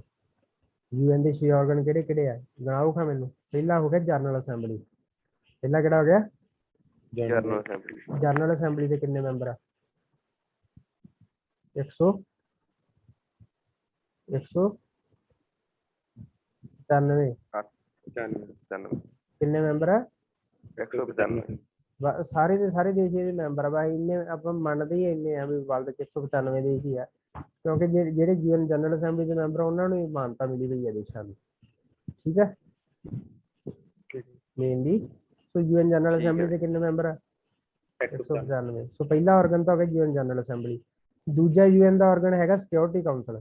ਕਿਹੜਾ, ਸਿਕਿਉਰਿਟੀ ਕਾਉਂਸਲ, ਪੰਜਾਬੀ ਜਿਹਨੂੰ ਆਪਾਂ ਕਹਿੰਦੇ ਆ ਸੁਰੱਖਿਆ ਪ੍ਰੀਸ਼ਦ। ਠੀਕ ਹੈ। ਸੋ ਸਿਕਿਉਰਿਟੀ ਕਾਉਂਸਲ ਦੇ ਕਿੰਨੇ ਮੈਂਬਰ ਆ, 15 ਮੈਂਬਰ ਆ, 5 ਪਰਮਾਨੈਂਟ ਤੇ 10 ਟੈਂਪਰੇਰੀ। 10 2 ਸਾਲਾਂ ਵਾਸਤੇ ਚੁਣੇ ਜਾਂਦੇ ਆ। ਸੋ ਜੇ ਹੁਣ ਮੰਨ ਕੇ ਚਲੋ ਤੁਹਾਡੇ ਜੇ ਯਾਦ ਹੋਵੇ, ਤੁਸੀਂ ਆਪਾਂ ਪੜ੍ਹਦੇ ਵੀ ਰਹੇ ਆ ਵੀਟੋ ਪਾਵਰ ਆ ਚੀਨ ਕੋਲੇ, ਅਮਰੀਕਾ ਕੋਲੇ, ਰੂਸ ਕੋਲੇ ਵੀਟੋ ਪਾਵਰ ਹੁੰਦੀ ਆ, ਉਹ ਫੈਸਲੇ ਬਦਲ ਸਕਦੇ ਆ UN ਦੇ, ਐਂ ਜੇ ਕੁਝ ਪੜ੍ਹਿਆ ਹੋਊਗਾ ਛੋਟੇ ਹੁੰਦਿਆਂ ਨੇ। ਸੋ ਉਹ ਜਿਹੜੇ ਮੈਂਬਰ ਹੁੰਦੇ ਆ ਉਹ ਹੁੰਦੇ ਸੁਰੱਖਿਆ ਪ੍ਰੀਸ਼ਦ ਦੇ, ਸਿਕਿਉਰਿਟੀ ਕਾਉਂਸਲ ਦੇ। 2 ਆਰਗਨ ਹੋ ਗਏ, ਜਨਰਲ ਅਸੈਂਬਲੀ, ਸਿਕਿਉਰਿਟੀ ਕਾਉਂਸਲ। ਤੀਜਾ ਆਪਾਂ ਕੱਲ ਪੜ੍ਹਿਆ ਸੀ ਇਕੋਸੋਕ। 3 ਹੋ ਗਏ। ਹਾਂ ਬਈ ਠੀਕ ਆ, ਉਹਦੇ 53 ਮੈਂਬਰ ਸੀਗੇ। ਫਿਰ ਚੌਥਾ ਆਪਾਂ ਪੜ੍ਹਿਆ ਇੰਟਰਨੈਸ਼ਨਲ ਕੋਰਟ ਆਫ ਜਸਟਿਸ, ਜਿਹੜੀ ਨੈਦਰਲੈਂਡ ਦੇ ਵਿੱਚ ਹੈ। ਕਿੱਥੇ ਹੈ, ਨੈਦਰਲੈਂਡ ਦੇ ਵਿੱਚ, ਇੰਟਰਨੈਸ਼ਨਲ ਕੋਰਟ ਆਫ ਜਸਟਿਸ। ਤੇ ਇੰਟਰਨੈਸ਼ਨਲ ਜਿਵੇਂ ਆਪਾਂ ਕਹੀ ਜਾਂਦੇ ਆ ਵੀ ਹਨਾ, UN ਵੀ ਇੰਟਰਨੈਸ਼ਨਲ ਬੋਡੀ ਹੈ ਨਾ, ਜਿੱਥੇ ਸਾਰੇ ਦੇਸ਼ ਇਕੱਠੇ ਹੁੰਦੇ ਆ, ਉਵੇਂ ਹੀ ਇੰਟਰਨੈਸ਼ਨਲ ਕੋਰਟ ਵੀ ਬਣਾਤੀ ਉਹਨਾਂ ਨੇ। ਤੇ ਜੇ ਮੰਨ ਕੇ ਜਦੋਂ ਭਾਰਤ ਤੇ ਪਾਕਿਸਤਾਨ ਦੀ ਲੜਾਈ ਹੁੰਦੀ ਹੈ ਜਾਂ ਇਹਨਾਂ ਦਾ ਕੋਈ ਮੁਕੱਦਮਾ ਕਿਸੇ ਚੀਜ਼ ਨੂੰ ਲੈ ਕੇ, ਉਹ ਮੁਕੱਦਮਾ ਕਿੱਥੇ ਸੋਲਵ ਕਰਵਾ ਸਕਦੇ ਇਹ, ਇੰਟਰਨੈਸ਼ਨਲ ਕੋਰਟ ਆਫ ਜਸਟਿਸ ਦੇ ਵਿੱਚ ਜਾ ਕੇ। ਤੇ ਹੁਣ ਜਿਹੜਾ ਕਸ਼ਮੀਰ ਮੁੱਦੇ ਦਾ ਉੱਥੇ ਕੇਸ ਚੱਲਦਾ ਹੀ ਹੈ ICJ ਦੇ ਵਿੱਚ ਆਪਣਾ। ਕਸ਼ਮੀਰ ਦਾ ਨਾਂ ਕਹੋ ਤਾਂ ਉਹ ਜਿਹੜਾ ਆਪਣਾ ਉਹ ਨਹੀਂ ਸੀਗਾ ਜਿਹੜਾ ਜਸੂਸ ਜਿਹਾ ਫੜਿਆ ਸੀ, ਯਾਰ ਕੀ ਨਾਂ ਸੀ ਉਹਦਾ, ਜਸੂਸ ਦਾ,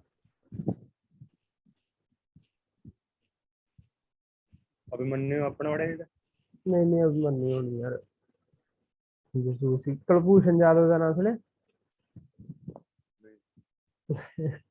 ਕੁਲਭੂਸ਼ਣ ਜਾਦਵ ਸੀਗਾ ਭਾਰਤ ਦਾ ਵੀ ਜਸੂਸ, ਕਹਿ ਰਿਹਾ ਵੀ ਪਾਕਿਸਤਾਨ ਕੋਲੇ ਆ ਉਹ, ਪਾਕਿਸਤਾਨ ਦੀ ਜੇਲ੍ਹ 'ਚ ਐ ਇਸ ਵਕਤ। ਪਾਕਿਸਤਾਨ ਕਹਿੰਦਾ ਵੀ ਇਹ ਭਾਰਤ ਦਾ ਜਸੂਸ ਆ, ਭਾਰਤ ਕਹਿੰਦੇ ਨਹੀਂ ਜਸੂਸ ਹੈ, ਸਾਡਾ ਆਮ ਨਾਗਰਿਕ ਆ, ਤੁਸੀਂ ਉਹਨੂੰ ਛੱਡੋ। ਉਹ ਕੇਸ ਚੱਲ ਰਿਹਾ ICJ ਦੇ ਵਿੱਚ। ਗੱਲ ਸਮਝ ਲੱਗ ਗਈ ਵੀ ਇੰਟਰਨੈਸ਼ਨਲ ਕੋਰਟ ਆਫ ਜਸਟਿਸ ਕੀ ਆ, ਵੀ ਜੇ 2 ਦੇਸ਼ਾਂ ਦਾ ਆਪਸ ਕਿਸੇ ਚੀਜ਼ ਨੂੰ ਲੈ ਕੇ ਝਗੜਾ ਤੇ ਉਹ ਉੱਥੇ ਨਿਪਟਾਰਾ ਕਰਦਾ। ਉਹਦਾ ਦਫ਼ਤਰ ਹੈਗਾ ਹੇਗ ਦੇ ਵਿੱਚ। ਕਿੱਥੇ ਹੈ? ਹੇਗ, ਨੈਦਰਲੈਂਡ ਦੇ ਵਿੱਚ। ਠੀਕ ਹੈ। ਠੀਕ ਹੈ। ਇਹ ਕਿੰਨੇ ਹੋ ਗਏ? 4। ਪੰਜਵਾਂ ਹੋ ਗਿਆ ਚਾਰ। Secretary general. ਪੰਜਵਾਂ ਕੀ ਹੋ ਗਿਆ? Secretary general. Secretary general secretary ਦਾ ਕੀ ਮਤਲਬ ਹੁੰਦਾ? ਫਿਰ ਉਹੀ ਗੱਲ, ਸੈਕਟਰੀ ਦਾ ਮਤਲਬ ਹੁੰਦਾ ਵੀ ਹਾਂ ਸਕੱਤਰ, ਵੀ ਜਿਹਨੇ ਸਾਰੇ ਕੰਮ ਧੰਦੇ ਵੇਖਣੇ ਆ। ਮੰਤਰੀਆਂ ਨੇ ਕੋਈ ਥੋੜਾ ਵੇਖਣਾ ਹੁੰਦਾ ਕੰਮ। ਮੰਤਰੀਆਂ ਨੇ ਤਾਂ ਆਰਡਰ ਕਰਨਾ ਹੁੰਦਾ ਨਾ, ਵੀ ਬਾਕੀ ਸਾਰੇ ਕਾਗਜ਼ ਪੱਤਰ ਤਿਆਰ ਕਰਨੇ ਜਾਂ ਉਹ। ਸਕੱਤਰੇਤ ਦੇ ਵਿੱਚ ਕੀ ਕੰਮ ਹੁੰਦਾ? ਵੀ ਜਿਹੜੇ ਆਫਿਸਰ ਬੈਠੇ ਹੁੰਦੇ ਆ ਸਕੱਤਰੇਤ ਦੇ ਵਿੱਚ, ਕੀ ਹੁੰਦੇ ਆ? ਆਫਿਸਰ ਬੈਠੇ ਹੁੰਦੇ ਆ। ਉਹਨਾਂ ਨੇ ਸਾਰਾ ਕਾਗਜ਼ ਪੱਤਰ ਤਿਆਰ ਕਰਨਾ ਹੁੰਦਾ, ਜਾਂ ਫਾਈਲਾਂ ਵਗੈਰਾ ਸਾਰੀਆਂ ਸਕੱਤਰੇਤ ਦੇ ਵਿੱਚ ਹੁੰਦੀਆਂ। ਕਿਸੇ ਵੀ ਚੀਜ਼ ਦਾ ਸਕੱਤਰੇਤ ਹੋਵੇ, ਭਾਵੇਂ ਸ਼੍ਰੋਮਣੀ ਕਮੇਟੀ ਦਾ ਸਕੱਤਰੇਤ ਆ, ਸ਼੍ਰੋਮਣੀ ਕਮੇਟੀ ਦੇ ਸਕੱਤਰੇਤ ਦਾ ਸੈਕਟਰੀਏਟ ਦਾ ਕੀ ਮਤਲਬ ਆ? ਹੈਲੋ, ਵੀ ਉੱਥੇ ਸਾਰੀਆਂ ਫਾਈਲਾਂ ਵਗੈਰਾ, ਸ਼੍ਰੋਮਣੀ ਕਮੇਟੀ ਦੇ ਜਿੰਨੇ EMPLOYEES ਆ, ਜਿੰਨੇ ਸ਼੍ਰੋਮਣੀ ਕਮੇਟੀ ਦੇ ਖਰਚੇ ਆ ਜਾਂ ਉਹ ਆ, ਕੋਈ ਵੀ ਚੀਜ਼ ਦਾ ਜੇ ਤੁਸੀਂ ਜਾਣਕਾਰੀ ਲੈਣੀ ਹੈ, ਤੁਸੀਂ ਸੈਕਟਰੀਏਟ ਦੇ ਵਿੱਚ ਜਾ ਕੇ ਲਾਓਗੇ। ਸੈਕਟਰੀਏਟ 'ਚ ਆਫਿਸਰ ਬੈਠੇ ਹੁੰਦੇ, ਸਾਰਾ ਰਿਕਾਰਡ ਹੁੰਦਾ ਉਹਨਾਂ ਕੋਲ। ਸੋ ਉਹ ਜਿਹੜਾ ਸੈਕਟਰੀਏਟ ਆ UN ਦਾ, ਸਮਝ ਲੱਗੀ? ਵੀ ਇੱਕ ਤਾਂ UN general assembly C, security council C, ਇਕੋਸੋਕ C, international court of justice ਸੀ, ਤੇ ਇੱਕ ਸੈਕਟਰੀਏਟ ਆ ਉਹਦਾ। ਪੰਜਵੀਂ ਚੀਜ਼, ਉਹਦਾ ਜਿਹੜਾ ਸੈਕਟਰੀ ਜਨਰਲ ਕੌਣ ਬਣ ਗਿਆ? ਅੰਟੋਨੀਓ ਗੁਟਰਸ। ਇਹ ਇੰਪੋਰਟੈਂਟ ਆ। ਕੌਣ ਹੈ UN ਦਾ ਹੁਣ? ਅੰਟੋਨੀਓ ਗੁਟਰਸ। UN ਸੈਕਟਰੀ ਜਨਰਲ ਬਣ ਗਿਆ। ਇਹ ਇੰਪੋਰਟੈਂਟ ਕੁਐਸਚਨ ਹੈ। ਐਵੇਂ ਉਹ ਪਿਛਲੇ ਕਰੋ, ਰੱਖੋ ਯਾਦ, ਭਾਵੇਂ ਨਾ ਰੱਖੋ। ਆ ਐਂਟੋਨੀਓ ਗੁਟਰਸ ਦਾ ਨਾਮ ਜ਼ਰੂਰ ਯਾਦ ਰੱਖਣਾ। ਗੁਟਰਸ, ਬੁਟਰਸ ਗੁਟਰਸ ਯਾਰ, ਲਿਖਿਆ ਨਹੀਂ ਪਤਾ ਲੱਗ ਰਿਹਾ। ਹਾਂ ਬਈ, ਠੀਕ ਹੈ। ਠੀਕ ਹੈ। ਦੂਜੀ ਵਾਰੀ ਬਣਿਆ, ਪਹਿਲਾਂ ਵੀ ਇਹੀ ਸੀ, ਦੁਬਾਰਾ ਬਣ ਗਿਆ ਇਹ। ਕਿੱਥੋਂ ਦਾ? ਇਹ ਪੁਰਤਗਾਲ ਦਾ ਵੈਸੇ। ਡੱਚ ਵੀ ਉੱਥੇ ਦੇ ਨੇ? ਡੱਚ ਉੱਥੋਂ ਦੀ ਗਿਆ? ਡੱਚ ਕਿੱਥੇ ਦੇ ਯਾਰ? ਤੂੰ ਡੱਚ ਡੁੱਚ ਤੋਂ ਕੀ ਲੈਣਾ? ਬਸ ਤੇ ਜਿੰਨੀ ਗੱਲ ਤੁਹਾਨੂੰ ਦੱਸੀ ਹੈ ਨਾ, ਉਨੀ ਬਸ ਉਨੀ ਯਾਦ ਰੱਖੀ ਚੱਲੋ। ਕਿੰਨੇ ਸਾਲਾਂ ਵਾਸਤੇ ਬਣਦਾ? 5 ਸਾਲਾਂ ਵਾਸਤੇ। ਠੀਕ ਹੈ। ਠੀਕ ਹੈ।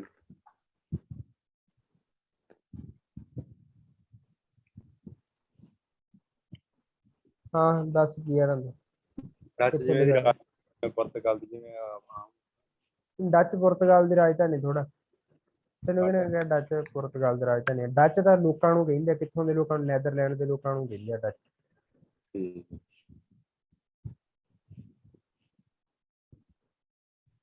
ਹੋ ਗਿਆ ਓਕੇ। ਹਾਂ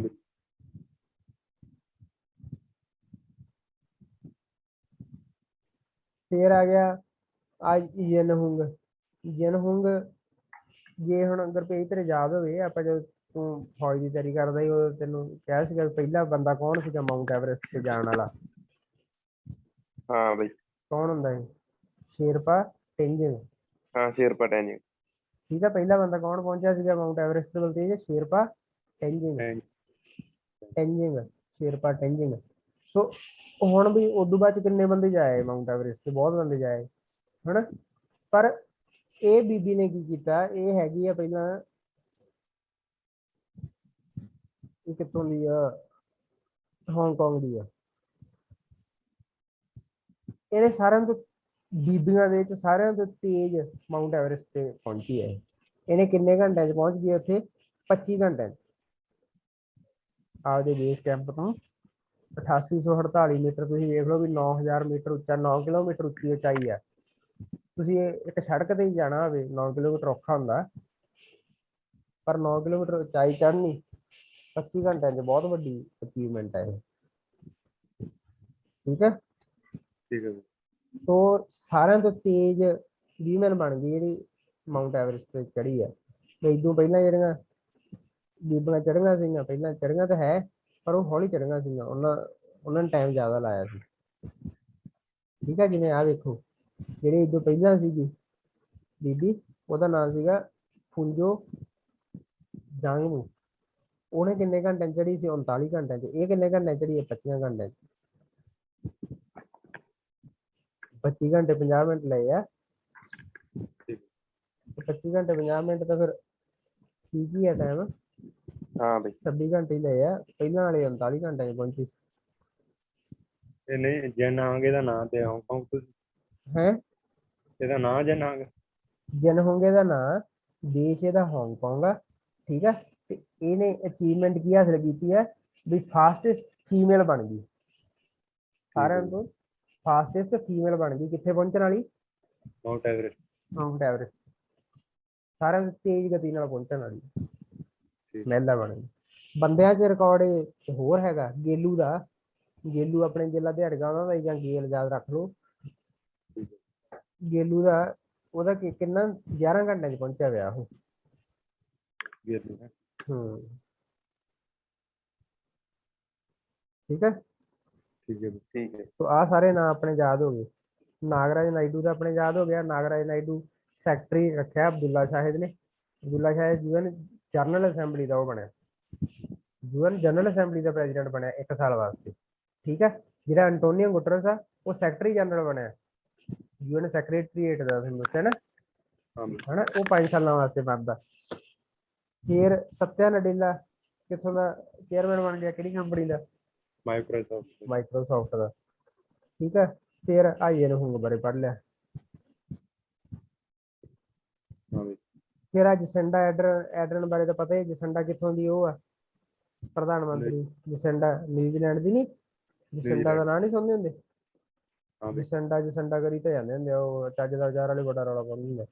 Prime Minister of New Zealand secured the top spot on Fortune magazine's list of world's 50 greatest leaders. The annual list published on the Adnan leadership during the COVID-19 while leading climate and gender equality policies. तो कहने का मतलब Fortune magazine की जी list आई है ना, Fortune magazine का नाम, ठीक है। फॉर्च्यून मैगजीन ने यह कहा जी जसैंडा न्यूजीलैंड की PM है वो सारिਆਂ ਤੋਂ ਵਧੀਆ लीडर आ। मेरी गल सुन लो, जी फॉर्च्यून मैगजीन है ना वो एक लिस्ट छापती है टॉप 50 वर्ल्ड लीडर की।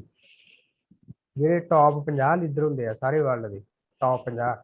ठीक है। पहली गल तो टॉप 50 ਚ ਆਉਣਾ ਹੀ ਵੱਡੀ ਗੱਲ ਹੁੰਦੀ ਹੈ ਨਾ। ਤੁਸੀਂ ਵੇਖੋ ਵੀ ਕਿੰਨੇ ਲੀਡਰ ਹੋਣਗੇ, 195 ਤਾਂ ਮੈਂ ਤੁਹਾਨੂੰ ਦੇਸ਼ ਹੀ ਕਹੀ ਜਾਂਦਾ। ਤੇ ਹਰੇਕ ਦੇਸ਼ ਚ ਆਪਣੇ ਦੇਸ਼ ਚ ਕਿੰਨੇ ਲੀਡਰ ਆ? ਵਾਧੂ ਆ।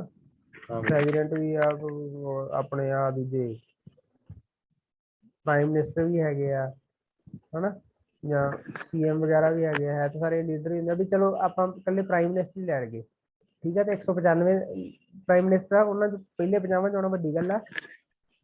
ਪਰ ਜਸੈਂਡਾ ਪਹਿਲੇ ਨੰਬਰ ਤੇ ਆਈ ਆ ਉਹਨਾਂ 50 ਚ। ਠੀਕ ਹੈ। ਵੀ ਕਹਿਣ ਦਾ ਮਤਲਬ ਏਡੀ ਤਕੜੀ ਲੀਡਰ ਉਹਨਾਂ ਨੇ ਕਿਹਾ, ਫੋਰਚੂਨ ਮੈਗਜ਼ੀਨ ਨੇ ਕਿਹਾ ਵੀ ਬਹੁਤ ਤਕੜੀ ਲੀਡਰ ਹੈ ਪਹਿਲੇ ਨੰਬਰ ਤੇ। ਉਹਨੂੰ ਕਿਉਂ ਪਹਿਲੇ ਨੰਬਰ ਤੇ ਉਹ ਦਿੱਤਾ ਇੰਨਾ ਵਧੀਆ ਪਾਇਦਾਨ, ਵੀ ਉਹਨੂੰ ਇੰਨਾ ਵੱਡਾ ਆਨਰ ਕਾਹਤੋਂ ਦਿੱਤਾ? ਕਿਉਂਕਿ ਉਹਨੇ COVID-19 ਨੂੰ ਬੜਾ ਸੋਹਣਾ, ਜੇ ਤੁਹਾਡੇ ਯਾਦ ਹੋਵੇ ਤਾਂ ਆਪਾਂ ਕਹਿੰਦੇ ਹੁੰਦੇ ਵੀ ਨਿਊਜ਼ੀਲੈਂਡ ਦੇ ਵਿੱਚ COVID-19 ਖਤਮ ਹੋ ਗਿਆ। ਨਿਊਜ਼ੀਲੈਂਡ ਨੇ ਬੜੀ ਛੇਤੀ ਟੈਕਲ ਕੀਤਾ ਸੀਗਾ, ਬੜਾ ਸੋਹਣੇ ਤਰੀਕੇ ਨਾਲ ਟੈਕਲ ਕੀਤਾ। ਤਾਂ ਕਰਕੇ ਉਹਦੇ ਵੀ ਪ੍ਰਧਾਨ ਮੰਤਰੀ ਹੋਵੇ ਤੇ ਜਸੈਂਡਾ ਨਾਲ ਦਾ। ਠੀਕ ਹੈ। ਮੋਦੀ ਵਰਗਾ ਨਹੀਂ, ਮੋਦੀ ਨੂੰ ਤਾਂ ਹੋ ਸਕਦਾ ਟੌਪ 50 ਸਪੋਰਟ ਹੀ ਨਾ ਦਿੱਤਾ ਹੋਵੇ ਇਹਨਾਂ ਨੇ। ਠੀਕ ਹੈ। COVID-19 ਨੂੰ ਬੜੇ ਵਧੀਆ ਤਰੀਕੇ ਨਾਲ ਹੈਂਡਲ ਕਰਨ ਵਾਸਤੇ ਉਹਨਾਂ ਨੇ ਕਿਹਾ ਵੀ ਇਹ ਪਹਿਲੇ ਨੰਬਰ ਤੇ ਹੈਗਾ ਇਹ ਲੀਡਰ, ਵੀ ਇਹ ਜਿਹੇ ਲੀਡਰ ਹੋਣੇ ਚਾਹੀਦੇ। ਸੋ ਅੱਗੇ ਆ ਗਿਆ sir David Attenborough. The 95-year-old renowned English broadcaster and natural historian has been named as People's Advocate. UN Climate Change Conference.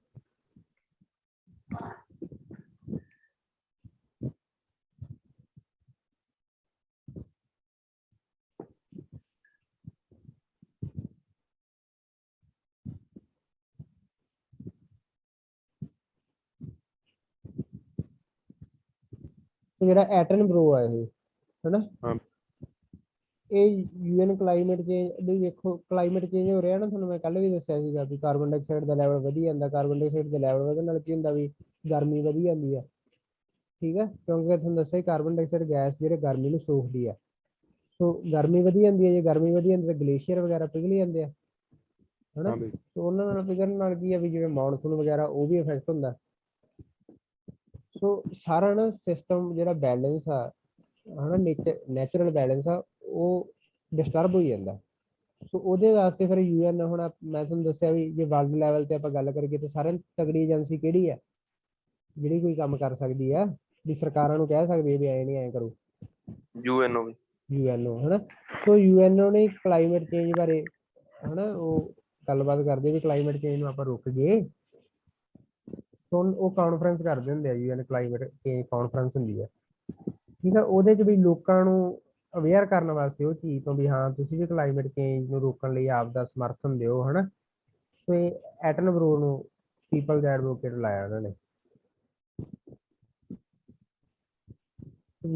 ਕਹਿਣਾ ਐਟਨਬਰੋ ਜਿਵੇਂ ਆਪਣੇ ਸ਼ਾਹਰੁਖ ਖਾਨ ਹੋਰੀ ਨੇਗੇ ਜਾਂ ਆਪਣੇ ਵੀ ਹੋਰ ਚੰਗੇ ਐਂਕਰ ਆ ਜਿਵੇਂ ਆਪਾਂ ਕਹਿ ਲਈਏ ਵੀ ਐਂਕਰ ਹੁਣ ਆਪਣੇ ਚੰਗਾ ਕਿਹੜਾ ਜਿਵੇਂ ਰਵੀਸ਼ ਕੁਮਾਰ ਦੀ ਗੱਲ ਕਰ ਲਈਏ ਤੇ ਭਾਰਤ ਵੀ ਹੁੰਦਾ ਤਾਂ ਰਵੀਸ਼ ਕੁਮਾਰ ਨੂੰ ਲਾ ਦੇਣਾ ਸੀ, ਜਿਹਨੂੰ ਲੋਕੀ ਲਾਈਕ ਕਰਦੇ ਆ। ਇਹ ਉੱਥੋਂ ਦਾ ਇੰਗਲੈਂਡ ਦਾ, ਇਹਨੂੰ ਵੀ ਲੋਕੀ ਕਾਫੀ ਉਧਰਲੇ ਜਾਣਦੇ ਆ, ਇਹਦੀ ਗੱਲ ਵਾਹਵਾ ਸੁਣਦੇ ਆ। ਸਮਝ ਲੱਗ ਗਈ? ਸੋ ਕਲਾਈਮੇਟ ਚੇਂਜ ਕਾਨਫਰੰਸ ਦਾ ਪੀਪਲ ਐਡਵੋਕੇਟ ਕਿਹਨੂੰ ਲਾਤਾ ਫਿਰ? ਐਟਨਬਰੋ ਨੂੰ। ਜਿਹੜੀ ਐਤਕੀ UN ਕਲਾਈਮੇਟ ਚੇਂਜ ਕਾਨਫਰੰਸ ਹੋਣੀ ਹੈ ਉਹ ਕਿੱਥੇ ਹੋਣੀ ਹੈ? ਗਲਾਸਗੋ ਦੇ ਵਿੱਚ, ਸਕਾਟਲੈਂਡ ਦੇ ਵਿੱਚ।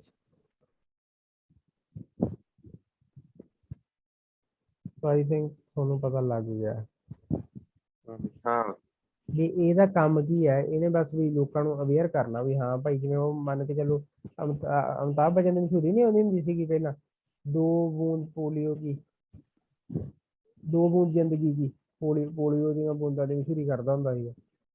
ਹਾਂ ਬਈ ਕਰਦਾ ਹੁੰਦਾ ਨਾ। ਤੇ ਉਹ ਫਿਰ ਕੀ ਕਾਹਦੇ ਪ੍ਰਤੀ ਅਵੇਅਰ ਕਰਦਾ ਸੀ ਲੋਕਾਂ ਨੂੰ? ਪੋਲੀਓ ਦੀਆਂ ਬੂੰਦਾਂ ਪ੍ਰਤੀ ਵੀ ਹਾਂ ਵੀ ਤੁਸੀਂ ਟੀਕਾ ਲਵਾਓ ਪੋਲੀਓ ਦਾ ਹਨਾ, ਬੂੰਦਾਂ ਪਿਆਓ ਬੱਚਿਆਂ ਨੂੰ। ਇਹ ਕਾਹਦੇ ਪ੍ਰਤੀ ਅਵੇਅਰ ਕਰੂਗਾ ਲੋਕਾਂ ਨੂੰ? ਵੀ ਕਲਾਈਮੇਟ ਚੇਂਜ ਨੂੰ ਰੋਕੋ ਹਨਾ, ਵੀ ਤੁਸੀਂ ਕਹਿਣ ਦਾ ਮਤਲਬ ਘੱਟ ਵਹੀਕਲ ਯੂਜ਼ ਕਰਿਆ ਕਰੋ। ਜਿਹੜੇ ਹੁਣ ਕਾਰਬਨ ਡਾਈਆਕਸਾਈਡ ਗੈਸ ਦੀ ਆਪਾਂ ਗੱਲ ਕਰਦੇ ਹਾਂ, ਨਿਕਲਦੀ ਕਿੱਥੋਂ ਆ? ਵਾਹਨਾਂ ਚੋਂ। ਵਾਹਨਾਂ ਜਾਂ ਜਿਵੇਂ ਹੁਣ ਕੋਲੇ ਦੇ ਥਰਮਲ ਪਲਾਂਟ ਆ, ਆਪਾਂ ਹੁਣੇ ਆਪਾਂ ਨੈਸ਼ਨਲ ਮਿਸ਼ਨ ਹੁਣ ਬਾਇਓਮਾਸ ਦੀ ਵੀ ਗੱਲ ਕਰਕੇ ਹਟੇ ਨਾ, ਵੀ ਥਰਮਲ ਪਲਾਂਟਾਂ ਵਾਲਾ ਜਿਹੜਾ ਕੋਲਾ, ਕੋਲੇ ਦੀ ਥਾਂ ਤੇ ਆਪਾਂ ਉੱਥੇ ਕੀ ਵਰਤ ਗਏ? ਪਰਾਲੀ ਵਗੈਰਾ ਵਰਤ ਗਏ, ਲੱਕੜ ਵਗੈਰਾ ਉਹਦੀ ਥਾਂ ਤੇ ਵਰਤ ਲਿਆ ਕਰਕੇ ਵੀ ਘੱਟ ਪੋਲਿਊਸ਼ਨ ਹੋਵੇ। ਉਹ ਜਿਹੀਆਂ ਸਾਰੀਆਂ ਚੀਜ਼ਾਂ ਬਾਰੇ ਇਹ ਦੱਸੂਗਾ। ਫਿਰ ਆ ਗਿਆ ਕਾਮੀ ਰੀਤਾ। ਸਿਰਫ guide scaled mount Everest for the 25th time only ਚਲੋ ਜੀ, ਕਾਮੀ ਰੀਤਾ ਦਾ ਕੰਮ ਹੋਰ ਆ।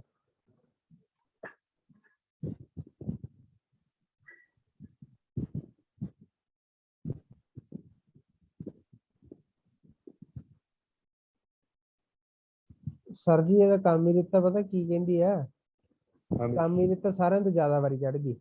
ਜਿਹੜੀ ਤਾਂ ਆਪਾਂ ਪਹਿਲਾਂ ਯਨਹੁੰਗ ਦਾ ਨਾਮ ਪੜਿਆ ਸੀਗਾ, ਇਹਦਾ ਯਨਹੁੰਗ ਹਨਾ, ਇਹ ਆਪਾਂ ਕਹਿ ਸੀ ਸਾਰਿਆਂ ਤੋਂ ਤੇਜ਼ੀ ਨਾਲ ਚੜੀ ਆ, 25 ਘੰਟਿਆਂ 'ਚ ਚੜ ਗਈ ਮਾਊਂਟ ਐਵਰੈਸਟ ਦੀ ਤੇਜ਼ੀ ਨਾਲ। 20 ਮਿੰਟ ਦੇ ਵਿੱਚੋਂ, ਮਿੰਟ ਦੇ ਵਿੱਚੋਂ ਕੌਣ ਸੀਗਾ ਮੇਲ ਕਲਾਈਂਬਰ? ਕੌਣ ਸੀ ਸਾਰਿਆਂ ਤੋਂ ਫਾਸਟ? ਗੇਲੂ, ਲਖਪਤ ਗੇਲੂ, ਠੀਕ ਹੈ।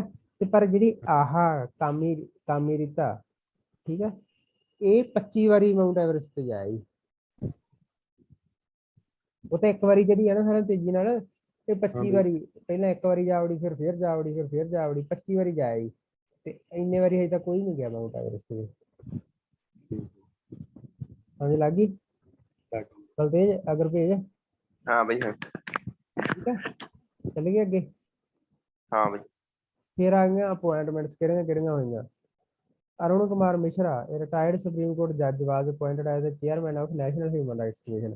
ਸੋ ਨੈਸ਼ਨਲ ਹਿਊਮਨ ਰਾਈਟਸ ਕਮਿਸ਼ਨ ਜਿਹੜੇ ਤੁਹਾਡੇ ਹਿਊਮਨ ਰਾਈਟਸ ਆ ਨਾ, ਜੇ ਆਪਾਂ ਹਿਊਮਨ ਰਾਈਟਸ ਦੀ ਗੱਲ ਕਰਦੇ ਆ, ਇੱਕ ਤਾਂ ਫੰਡਾਮੈਂਟਲ ਰਾਈਟਸ ਹੁੰਦੇ ਆ।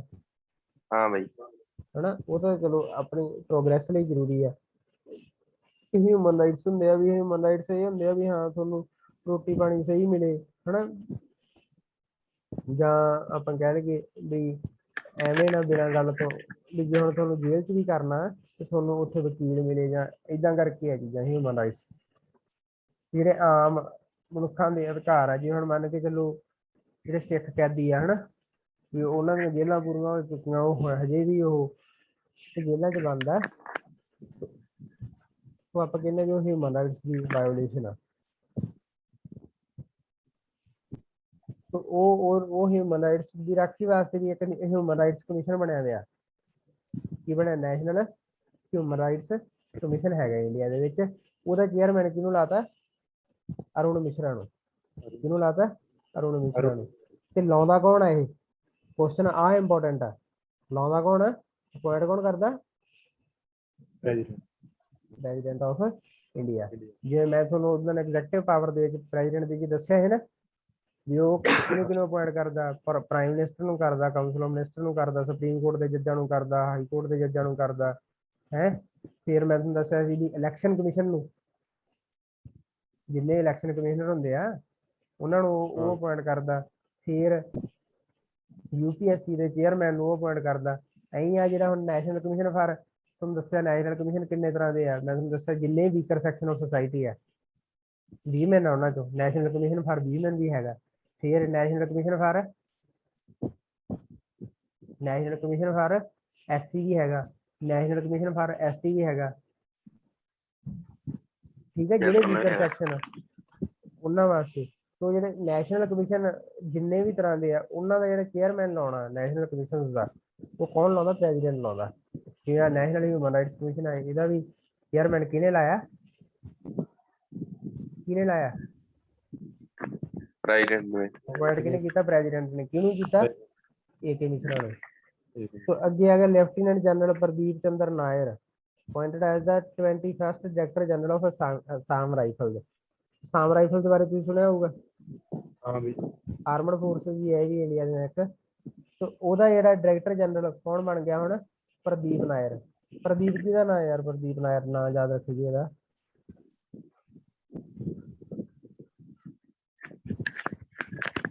ਖਾਰੇ ਵਾਲੀ ਭਾਬੀ ਦਾ।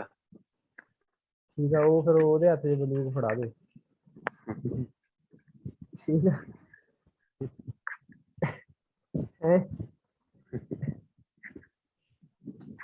ਇਹਦੇ ਬਾਰੇ ਸਾਰਿਆਂ ਤੋਂ ਵੱਡੀ ਗੱਲ ਅਸਾਮ ਰਾਈਫਲ ਬਾਰੇ ਪਤਾ ਕੀ ਯਾਦ ਰੱਖਣੀ ਹੈ? ਓਲਡੈਸਟ ਪੈਰਾਮਿਲਟਰੀ ਫੋਰਸ ਹੈ ਇੰਡੀਆ ਦੀ। ਜੇ ਤੁਹਾਨੂੰ ਕੁਐਸਚਨ ਆ ਜੇ which is the oldest paramilitary force of India, ਤੁਹਾਨੂੰ ਆਪਸ਼ਨਾਂ ਦਿੱਤੀਆਂ ਹੋਣ BSF, ਇੰਡੀਅਨ ਆਰਮੀ ਹੈ, ਫਿਰ ਹੋਰ ਕਿਹੜੇ ਹੁੰਦੇ ਆ ਉਹ, ਕੀ ਕਹਿੰਦੇ ਨੇ ਜਿਹੜੇ ਨੇਵੀ, 에ਅਰਫੋਰਸ। ਨਹੀਂ ਕਸ਼ਮੀਰ 'ਚ ਕਿਹਨਾਂ ਦੀ ਡਿਊਟੀ ਲੱਗਦੀ ਹੁੰਦੀ ਆ ਯਾਰ? ਇੱਕ ਤਾਂ ਪਤਾ ਨਹੀਂ, ਇੰਨਾ ਭੁੱਲਣ ਕੱਪ ਲੱਗ ਗਿਆ ਯਾਰ। ਅਸਾਮ ਰਾਈਫਲ ਹੋ ਗਿਆ, ਬਾਰਡਰ ਸਿਕਿਉਰਿਟੀ ਹੈ, BSF, CRPF, ITBP। ਹਾਂ CRPF, ITBP ਹੈ ਨਾ। ਸੋ ਇਹ ਸਾਰੀਆਂ ਆਪਸ਼ਨਾਂ ਦਿੱਤੀਆਂ ਹੋਣ ਤੇ ਇਹਨਾਂ ਸਾਰਿਆਂ ਚੋਂ ਪੁਰਾਣੀ ਕਿਹੜੀ ਹੈ ਸਾਰਿਆਂ ਤੋਂ?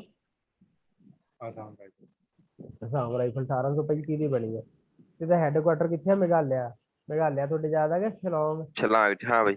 ਮੇਘਾਲਿਆ ਕੀ ਸੀਗਾ? ਮੇਘਾਲਿਆ ਬੰਗਲਾਦੇਸ਼ ਦੇ ਮੋਢੇ ਤੇ ਬੈਠਾ ਸੀਗਾ। ਹਾਂ ਬਈ। ਜੇ ਤੁਹਾਡੇ ਯਾਦ ਹੋਵੇ ਮੇਘਾਲਿਆ ਕੀ, ਮੈਂ ਤੁਹਾਨੂੰ ਦੱਸਿਆ ਸਾਰਿਆਂ ਤੋਂ ਜ਼ਿਆਦਾ ਮੀਂਹ ਪੈਂਦਾ ਜਿਹੜੀ ਆਪਾਂ। ਹਾਂ ਬਈ। ਠੀਕ ਆ, ਗੱਲ ਅਸਾਮ ਤੋਂ ਥੱਲੇ। ਹਾਂ ਤੇ ਉੱਥੋਂ ਉੱਥੇ ਹੈ ਇਹਦਾ ਹੈੱਡਕੁਆਟਰ। ਕਾਹਦਾ ਹੈੱਡਕੁਆਟਰ ਉੱਥੇ ਆ? ਅਸਾਮ ਰਾਈਫਲ। ਅਸਾਮ ਰਾਈਫਲ। ਤੇ ਇਹ ਸਾਰਿਆਂ ਤੋਂ ਪੁਰਾਣੀ ਪੈਰਾਮਿਲਟਰੀ ਫੋਰਸ ਆ। ਤੇ ਜਿਵੇਂ ਹੁਣ ਆਪਾਂ ਇੰਡੀਅਨ ਆਰਮੀ ਦਾ ਚੀਫ ਨਹੀਂ ਲਾਉਂਦੇ, ਫਿਰ ਇੰਡੀਅਨ ਨੇਵੀ ਦਾ ਵੀ ਆਪਾਂ ਚੀਫ ਲਾਉਣੇ ਆ ਹਨਾ, ਜਿਹੜਾ ਚੀਫ ਆ, ਉਵੇਂ ਇਹਦਾ ਡਾਇਰੈਕਟਰ ਜਨਰਲ ਆ। ਵੀ ਉਹੀ ਚੀਫ ਵਾਲਾ ਕੰਮ ਹੀ ਹੁੰਦਾ ਵੀ ਡਾਇਰੈਕਟਰ ਜਨਰਲ ਵੀ ਸਾਰਿਆਂ ਤੋਂ ਉੱਚਾ ਉਹਦਾ ਹੀ ਹੁੰਦਾ। ਵੀ ਕਈਆਂ ਚੀਜ਼ਾਂ ਦਾ ਆਪਾਂ ਚੀਫ ਕਹਿ ਦਿੰਦੇ, ਕਈਆਂ ਚੀਜ਼ਾਂ ਦਾ ਆਪਾਂ ਡਾਇਰੈਕਟਰ ਜਨਰਲ ਕਹਿ ਦਿੰਦੇ। ਸੋ ਡਾਇਰੈਕਟਰ ਜਨਰਲ ਕੌਣ ਬਣਿਆ ਹੁਣ ਅਸਾਮ ਰਾਈਫਲ ਦਾ? ਪ੍ਰਦੀਪ ਨਾਇਰ। ਠੀਕ ਹੈ। ਫਿਰ TV ਨਰਿੰਦਰਨ। ਹਾਂ, TV ਨਰਿੰਦਰਨ ਕੀ ਬਣ ਗਿਆ? President of confederation of Indian industry. Confederation ਦਾ ਮਤਲਬ ਹੁੰਦਾ ਸਮੂਹ। ਠੀਕ ਹੈ, ਜਿਹੜੀਆਂ ਇੰਡੀਅਨ ਇੰਡਸਟਰੀਜ਼ ਆ, ਜਿਵੇਂ ਆਪਾਂ ਕਹਿ ਦਿੰਦੇ ਨਾ ਯੂਨੀਅਨ ਬਣੀ ਹੈ, ਉਹ ਚੀਜ਼ ਹੈ ਇਹ। ਜਿਵੇਂ ਕਿਸਾਨਾਂ ਦੀਆਂ ਹੁਣ ਕਿਸਾਨ ਜਥੇਬੰਦੀਆਂ ਕਿੰਨੀਆਂ 32 ਆ ਨਾ, ਉਹਨਾਂ ਦੀ ਇੱਕ ਯੂਨੀਅਨ ਆ ਜਾਂ ਸਾਰੀਆਂ ਹਨਾ ਇਕੱਠੀਆਂ। ਉਵੇਂ ਜਿਵੇਂ ਇੰਡਸਟਰੀਜ਼ ਆ, ਇੰਡਸਟਰੀਆਂ ਦੀ ਵੀ ਇੱਕ ਯੂਨੀਅਨ ਬਣੀ ਹੋਈ ਆ, ਉਹਦਾ ਨਾਂ ਕੀ ਹੈ? ਕਨਫੈਡਰੇਸ਼ਨ। ਯੂਨੀਅਨ ਦੀ ਥਾਂ ਤੇ ਸਿਨੋਨਿਮ ਆ ਇਹ। ਕਨਫੈਡਰੇਸ਼ਨ ਦਾ ਮਤਲਬ ਕੀ ਹੁੰਦਾ? ਯੂਨੀਅਨ ਹੀ ਇਕੱਠੇ। Confederation of Indian industries. ਠੀਕ ਹੈ। ਤੇ ਉਹਦਾ ਚੇਅਰਮੈਨ ਕਿਹਨੂੰ ਬਣਾਤਾ? ਪ੍ਰੈਜ਼ੀਡੈਂਟ ਕਿਹਨੂੰ ਬਣਾਤਾ ਉਹਦਾ? TV ਨਰਿੰਦਰਨ। ਤੇ ਨਰਿੰਦਰਨ ਤਾਂ ਯਾਦ ਉਹੀ ਨਰਿੰਦਰ ਤੇ ਰੱਖ ਲਓ, ਮੋਦੀ ਤੇ ਹੀ। ਠੀਕ ਹੈ। ਤੇ ਇਹ ਟਾਟਾ ਸਟੀਲ ਦਾ CEO ਸੀਗਾ। ਕੀ ਸੀਗਾ? ਟਾਟਾ ਸਟੀਲ ਦਾ CEO। CEO ਦਾ ਹੁਣ ਤੁਹਾਨੂੰ ਪਤਾ ਕੀ ਮਤਲਬ ਹੁੰਦਾ। ਓਕੇ, ਹਾਂ ਬਈ, ਪੀਵੀ ਨਰਿੰਦਰਨ ਬਾਰੇ ਪਤਾ ਲੱਗ ਗਿਆ।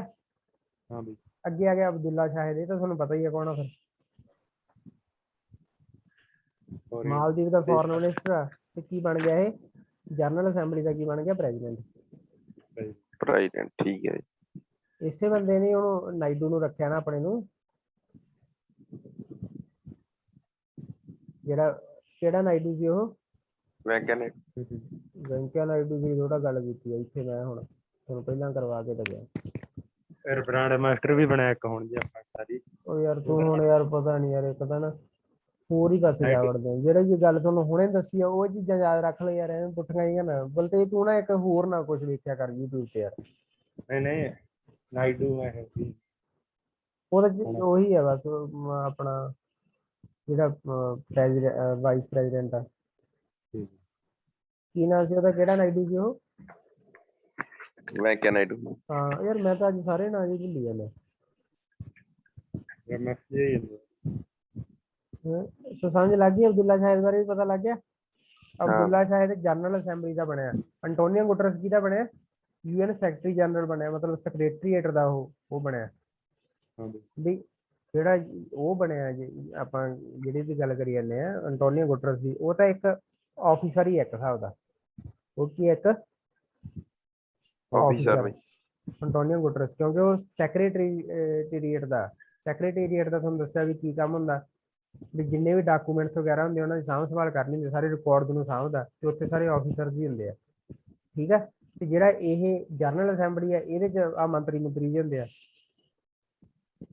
ਠੀਕ ਆ। ਇਹ ਵੀ ਪ੍ਰਧਾਨ ਹੀ ਬਣਿਆ ਪ੍ਰੈਜ਼ੀਡੈਂਟ, ਮਤਲਬ ਪ੍ਰੈਜ਼ੀਡੈਂਟ, ਹਾਂ ਇਹ ਜਨਰਲ ਅਸੈਂਬਲੀ ਦਾ ਪ੍ਰਧਾਨ ਬਣਿਆ ਨਾ। ਤੇ ਫਿਰ ਹੁਣ ਜਿਹੜੇ ਮੰਤਰੀਆਂ ਨੂੰ ਤਾਂ ਫਿਰ ਸੈਕਟਰੀ ਚਾਹੀਦੇ ਆ, ਇਹਨੇ ਆਪਦਾ ਸੈਕਟਰੀ ਰੱਖ ਲਿਆ। ਕਿਹਨੂੰ ਰੱਖ ਲਿਆ, ਨਾਗਰਾਜ ਨਾਇਡੂ ਨੂੰ।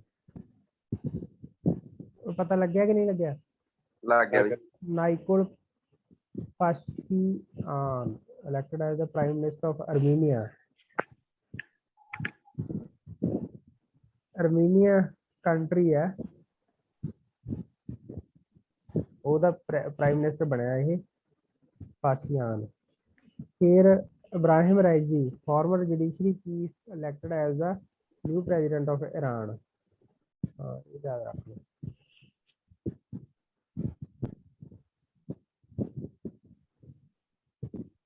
Ibrahim Raisi.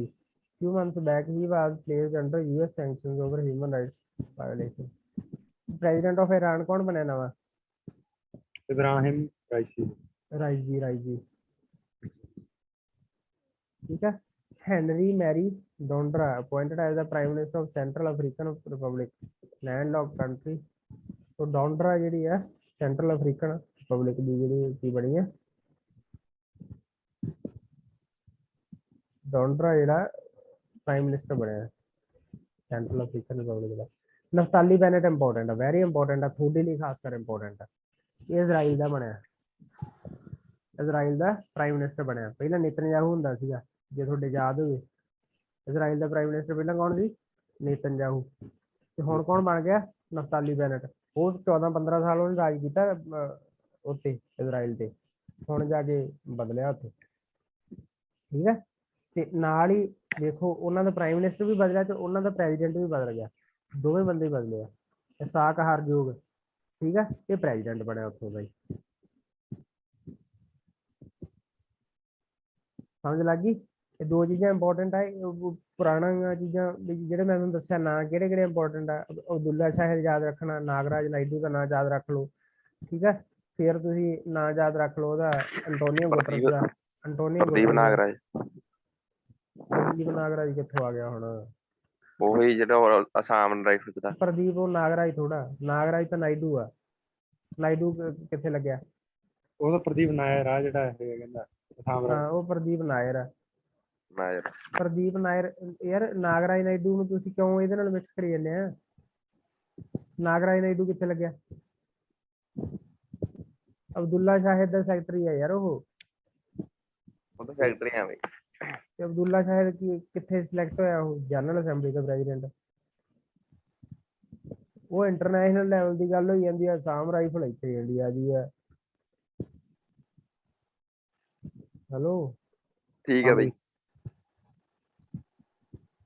फिर आ गया उठना खरीद सुख आ नफताली बैनट ਦਾ ਤੇ ਇਸਾਕ ਹਰਜੋਗ ਦਾ ਨਾਂ ਯਾਦ ਰੱਖਣਾ ਨਫਤਾਲੀ ਬੈਨਟ ਕੌਣ ਕਿੱਥੋਂ ਦਾ ਪ੍ਰੈਜ਼ੀਡੈਂਟ ਬਣਿਆ ਪ੍ਰਾਈਮ ਮਿਨਿਸਟਰ ਇਜ਼ਰਾਈਲ ਬਣਿਆ ਦਾ। ਨੇਪਾਲ ਦਾ ਨੇਪਾਲ ਕੀ ਹੈ ਇਜ਼ਰਾਈਲ ਦਾ इजराइल दा। ਇਜ਼ਰਾਈਲ ਦਾ ਪ੍ਰਾਈਮ ਮਿਨਿਸਟਰ ਕੌਣ ਹੈ ਨਫਤਾਲੀ ਬੈਨਟ ਤੇ ਇਜ਼ਰਾਈਲ ਦਾ ਪ੍ਰੈਜ਼ੀਡੈਂਟ ਕੌਣ ਹੈ ਇਸਾਕ ਹਰਜੋਗ ਹਰ ਜੋ ਉਖਣਾ ਖਰੀਦ ਸਿੱਖ ਬਣ ਗਿਆ ਖਰੀਦ ਸੁਖ ਇਹ ਬਣ ਗਿਆ ਮੰਗੋਲੀਆ ਦਾ ਇਹਨੂੰ ਯਾਦ ਨਾ ਰੱਖੋ ਕੋਈ ਚੱਕਰ ਨਹੀਂ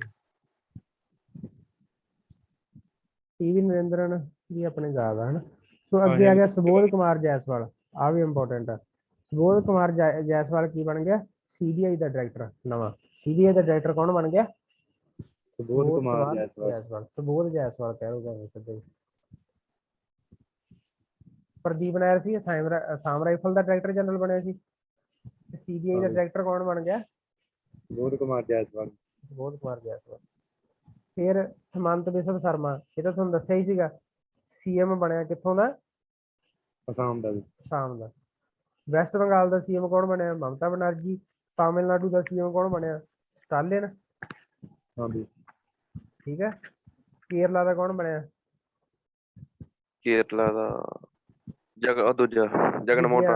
ਉਹ ਸ਼ਾਬਾਸ਼ ਵਿਜਿਆਨ ਵਿਜਿਆਨ ਕਿਹੜਾ ਵਿਜਿਆਨ ਸੀ ਯਾਰ ਪਿਨਾਇਰੀ ਹਾਂ ਪਨਾਇਰੀ ਵਿਜਿਆਨ ਠੀਕ विजय ਹੈ ਉਹ ਕੇਰਲਾ ਦਾ ਸੀਐਮ ਤੇ ਇੱਕ ਪੁੱਡੂਚੇਰੀ ਦੇ ਸੀਐਮ ਦਾ ਕੀ ਨਾਮ ਸੀਗਾ ਪਤਾ ਨਹੀਂ ਰੰਗਾ ਸਵਾਮੀ ਜੀ ਕਿਹੜਾ ਸੀ ਉਹ ਆ ਜੂਗਾ ਆਵੇ ਰੰਗਾ ਸਵਾਮੀ रंगा स्वामी। ਆ ਤਾਂ ਸਾਰੇ ਫਿਰ ਤੁਹਾਡੇ ਯਾਦ ਇੱਥੇ ਹੀ ਹੋ ਜਾਣਗੇ Himanta Biswa Sarma elected as the new chief of minister of Assam ਹਾਂ ਬਈ। ਠੀਕ ਹੈ ਐਮ ਕੇ ਸਟਾਲਿਨ ਇੱਥੋਂ ਦਾ ਪ੍ਰੈਜ਼ੀਡੈਂਟ ਆਫ ਤਾਮਿਲਨਾਡੂ ਦਾ हाँ भाई। ਠੀਕ ਹੈ ਉਹਦੀ ਪਾਰਟੀ ਦਾ ਕੀ ਨਾਂ ਸਟਾਲਿਨ ਦੀ ਪਾਰਟੀ ਦਾ ਕੀ ਨਾਂ ਸੀ ਦਰਾਵੜ ਡੀਐਮਕੇ ਕੀ ਸੀ ਡੀਐਮਕੇ ਦੀ ਫੁੱਲ ਫਾਰਮ ਕੀ ਹੈ ਦਰਾਵਿੜਾ ਮੁਨੇਤਰਾ ਕਜਾਗਮ ਬਸ ਤੁਸੀਂ ਡੀਐਮਏ ਯਾਦ ਰੱਖਣਾ ਡੀਐਮਕੇ ਤੇ ਗਵਰਨਰ ਉੱਥੋਂ ਦਾ ਕੌਣ ਆ ਬਨਵਾਰੀ ਲਾਲ ਪੁਰੋਹਿਤ ਆ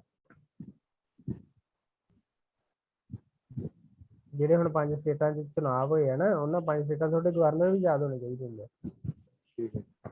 ठीक है भाई। ਸੋ ਐਨ ਰੰਗਾ ਸਵਾਮੀ ਹੈਨਾ ਐਨ ਰੰਗਾ ਸਵਾਮੀ ਕਿੱਥੋਂ ਦਾ ਬਣਿਆ ਪੁਡੂਚੇਰੀ ਦਾ पुडुचेरी। ਬਣਿਆ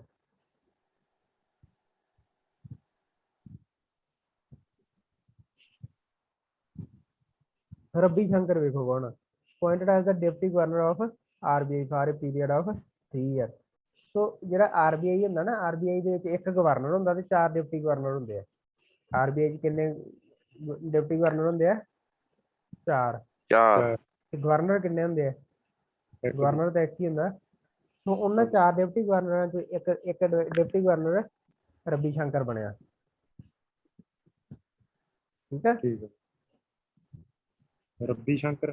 ਰੱਬੀ ਸ਼ੰਕਰ ਆ ਵੀ ਤੁਹਾਡੇ ਸਾਹਮਣੇ ਤਾਂ ਲਿਖਿਆ ਠੀਕ ਹੈ। ਤੇ ਇਹ 4 ਬਾਕੀ ਕਿਹੜੇ ਕਿਹੜੇ ਆ 3 ਹੋਰ ਕਿਹੜੇ ਆ ਜਿੱਥੇ ਕਿ 4 ਡਿਪਟੀ ਗਵਰਨਰ ਹੁੰਦੇ ਆ ਇੱਕ ਤਾਂ ਮਾਈਕਲ ਪਾਤਰਾ ਇੱਕ ਮੁਕੇਸ਼ ਕੁਮਾਰ ਆ ਐਮ ਕੇ ਜੈਨ ਆ ਇੱਕ ਰਜੇਸ਼ਵਰ ਰਾਓ ਆ ਠੀਕ ਹੈ ਇਹ ਬਾਕੀ ਗੱਲ ਸੋ ਇਹ ਨਹੀਂ ਤੁਸੀਂ ਯਾਦ ਰੱਖਣਗੇ ਤੁਸੀਂ ਰੱਬੀ ਸ਼ੰਕਰ ਵੀ ਯਾਦ ਰਹਿੰਦੇ ਰੱਖ ਲਓ ਜਿਹੜਾ ਮੇਨ ਜ਼ਿਆਦਾ ਇੰਪੋਰਟੈਂਟ ਆ ਸੀਐਮਾਂ ਦੇ ਨਾਂ ਯਾਦ ਰੱਖੋ ਨਫਤਾਲੀ ਬੈਨਟ ਦਾ ਨਾਂ ਯਾਦ ਰੱਖਿਓ ਇਸਾਕ ਹਰਜੋਗ ਦਾ ਨਾਂ ਯਾਦ ਰੱਖਿਓ ਠੀਕ ਹੈ ਪ੍ਰਦੀਪ ਨਾਇਰ ਐਸ ਕੇ ਜਾਇਸਵਾਲ ਠੀਕ ਹੈ ਜੋਸ਼ਜੀ ਕਟੂਰ appointed as the ED of the Reserve Bank of India by RBI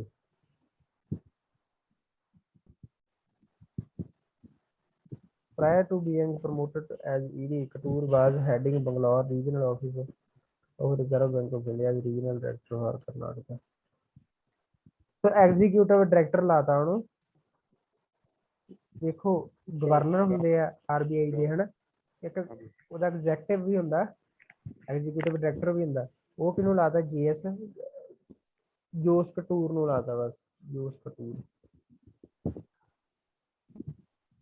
ED ਲਾਤਾ ਆਰਬੀਆਈ ਦਾ ਫਿਰ ਵੇਖੋ TV Somanathan appointed as the new finance secretary finance secretary ਕੌਣ ਮਿਲਾਤਾ ਟੀਵੀ ਸੋਮਾਨਾਥਨ ਹੁਣ ਫਾਈਨਾਂਸ ਸੈਕਟਰੀ ਕੌਣ ਹੋਊਗਾ ਜੇ ਹੁਣ ਤੁਹਾਡੇ ਯਾਦ ਹੋਵੇ ਮੈਂ ਤੁਹਾਨੂੰ ਕਿਹਾ ਸੀ ਕੈਬਨਿਟ ਸੈਕਟਰੀ ਕੌਣ ਹੁੰਦਾ ਕੌਣ ਹੁੰਦਾ ਕੈਬਨਿਟ ਸੈਕਟਰੀ? ਜਿਹੜਾ ਕੈਬਨਿਟ ਦਾ ਸਲਾਹਕਾਰ ਹੋਊਗਾ। ਹਾਂ ਬਈ ਹਾਂ ਬਈ ਤੁਹਾਨੂੰ ਗੱਲ ਦੱਸਿਆ ਨਹੀਂ ਜੀ ਵੀ ਕੈਬਨਿਟ ਸੈਕਟਰੀ, ਜੇ ਹੁਣ ਮੰਨ ਕੇ ਚਲੋ ਮੇਰਾ ਅੱਜ ਏਮ ਕੀ ਹੈ, ਕਿਸੇ ਬੰਦੇ ਦਾ ਅੱਜ ਏਮ ਕੀ ਹੈ ਕਿ ਉਹਨੇ IAS ਬਣਨਾ, DC ਬਣਨਾ, ਤੇ ਜਦੋਂ ਤੁਸੀਂ DC ਬਣ ਜਾਂਦੇ ਆ, DC ਦੇ ਬਣ ਕੇ ਤੁਹਾਡਾ ਏਮ ਕੀ ਹੁੰਦਾ ਵੀ ਅਸੀਂ ਕਿੱਥੋਂ ਤੱਕ ਪਹੁੰਚਣਾ? ਕੈਬਨਿਟ ਸੈਕਟਰੀ ਤੱਕ ਪਹੁੰਚਣਾ। ਕੈਬਨਿਟ ਸੈਕਟਰੀ ਸਾਰਿਆਂ ਤੋਂ ਉੱਚਾ ਰੈਂਕ ਹੁੰਦਾ IAS ਸਾਰਾ ਦਾ ਅਫਸਰਾਂ ਦਾ। ਹੈਗਾ। ਕਿਉਂਕਿ ਤੁਸੀਂ ਦੇਖੋ ਵੀ ਸਾਰੀਆਂ ਪਾਲਿਸੀਆਂ ਆਪਾਂ ਕੱਲ ਪੜ੍ਹੀ ਜਾਂਦੇ, ਸਾਰੀਆਂ ਪਾਲਿਸੀਆਂ ਕਿਹਨੇ ਬਣਾਉਣੀਆਂ? ਕੈਬਨਿਟ ਨੇ। ਤੇ ਉਹਨਾਂ ਪਾਲਿਸੀਆਂ ਬਣਾਉਣ ਦੀ ਸਲਾਹ ਕੈਬਨਿਟ ਨੂੰ ਕਿਹਨੇ ਦੇਣੀ ਹੈ? ਸੈਕਟਰੀ ਨੇ। ਕੈਬਨਿਟ ਸੈਕਟਰੀ ਨੇ। ਕੈਬਨਿਟ ਸੈਕਟਰੀ ਦੀ ਇੱਕ ਹਿਸਾਬ ਦੀ ਆਪਾਂ ਕਹਿ ਸਕਦੇ ਦੇਸ਼ ਚੱਲਦੀ ਹੈ, ਠੀਕ ਹੈ। ਸੋ ਉਵੇਂ ਜਿਹੜੀ ਫਾਈਨਾਂਸ ਮਿਨਿਸਟਰੀ ਹੋਊਗੀ, ਉਹਦਾ ਇੱਕ ਫਾਈਨਾਂਸ ਸੈਕਟਰੀ ਵੀ ਹੋਊਗਾ। ਠੀਕ ਹੈ। ਐਗਰੀਕਲਚਰ ਮਿਨਿਸਟਰੀ ਹੈ ਜਿਹੜੀ ਹੁਣ ਆਪਣੀ, ਉਹਦਾ ਐਗਰੀਕਲਚਰ ਸੈਕਟਰੀ ਵੀ ਹੈਗਾ। ਵੀ ਇਹ ਹੁਣ ਯਾਰ ਆਪ ਤੁਹਾਨੂੰ ਪਤਾ, ਮੰਤਰੀਆਂ ਨੂੰ ਤਾਂ ਨਹੀਂ ਕੁਝ ਵੀ ਨਹੀਂ ਪਤਾ ਲੱਗਦਾ। ਹਾਂ ਸੋ ਮੇਨ ਤਾਂ ਕੰਮ ਉਹਨਾਂ ਸੈਕਟਰੀ ਕਰਕੇ। ਸੋ ਆ ਜਿਹੜਾ TV ਸੋਮਾਨਾਥਨ, ਇਹ ਫਾਈਨਾਂਸ ਸੈਕਟਰੀ ਬਣ ਗਏ ਆ ਦੋਨੋਂ। ਠੀਕ ਆ। ਠੀਕ ਹੈ। ਅਮਿਤਾਭ ਚੌਧਰੀ ਐਕਸਿਸ ਬੈਂਕ ਦਾ ਐਗਜ਼ੈਕਟਿਵ ਅਫਸਰ ਬਣ ਗਿਆ, CEO ਬਣ ਗਿਆ ਐਗਜ਼ੈਕਟਿਵ। ਐਕਸਿਸ ਬੈਂਕ ਦਾ Amitabh Chaudhary. TV Somanathan finance secretary ਬਣਿਆ। ਠੀਕ ਹੈ। ਤੇ ਬਸ਼ਰ ਅਲ ਅਸਦ, ਇਹ ਕਿੱਥੋਂ ਦਾ ਪ੍ਰੈਜ਼ੀਡੈਂਟ ਬਣਿਆ? ਸੀਰੀਆ ਦਾ। ਕਿੱਥੋਂ ਦਾ ਪ੍ਰੈਜ਼ੀਡੈਂਟ ਬਣਿਆ? ਸੀਰੀਆ ਦਾ। ਇਲੈਕਸ਼ਨ ਵਾਰ 4th ਟਾਈਮ, ਚੌਥੀ ਵਾਰੀ ਬਣਿਆ ਇਹ। ਠੀਕ ਹੈ। फिर आ गया Guillermo lasso, sworn as the president of Ecuador, becoming the country's first president leader in the last following year. Ecuador, important.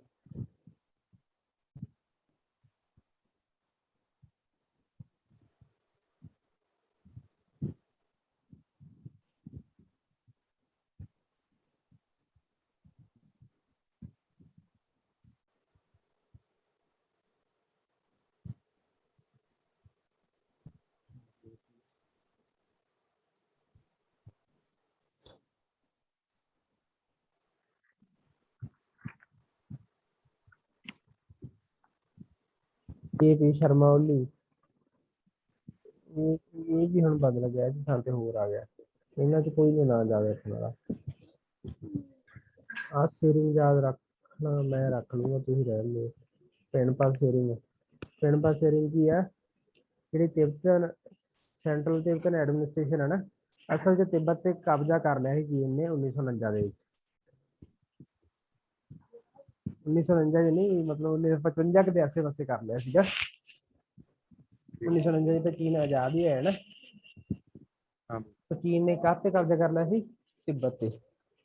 ਪਰ ਤਿੱਬਤ ਦਾ ਇੱਕ ਵਿੰਗ ਆ, ਲੋਕ ਛਿਪ ਕੇ ਉਹ ਰਹਿੰਦੇ ਆ, ਉਹ ਆਂਦੇ ਵੀ ਅਸੀਂ ਨਹੀਂ ਮੰਨਦੇ ਆਪਦੇ ਆਪ ਨੂੰ ਚਾਈਨਾ ਦਾ ਪਾਰਟ, ਅਸੀਂ ਤਾਂ ਆਪਦੇ ਆਪ ਨੂੰ ਆਜ਼ਾਦ ਹੀ ਮੰਨਦੇ ਆ, ਅਸੀਂ ਆਜ਼ਾਦੀ ਲਵਾਂਗੇ। ਸੋ ਉਹਨਾਂ ਨੇ ਆਪਦੀ ਗੌਰਮੈਂਟ ਵੀ ਬਣਾਉਂਦੇ ਆ, ਉਹ ਆਪਦਾ ਪ੍ਰੈਜ਼ੀਡੈਂਟ ਵੀ ਲਾਉਂਦੇ ਆ।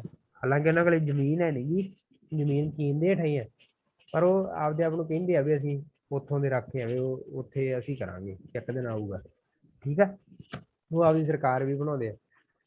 ਤਾਂ ਉਹੀ ਆ, ਸੈਂਟਰਲ ਤਿੱਬਤਨ ਐਡਮਿਨਿਸਟ੍ਰੇਸ਼ਨ ਆ ਉਹਦੀ, ਹਨਾ, elected parliamentary government of Tibet. Dharamshala 'ਚ ਉਹ ਬੇਸ ਬਣਾਇਆ ਹੋਇਆ ਇੰਡੀਆ ਦੇ ਵਿੱਚ ਉਹਨਾਂ ਨੇ।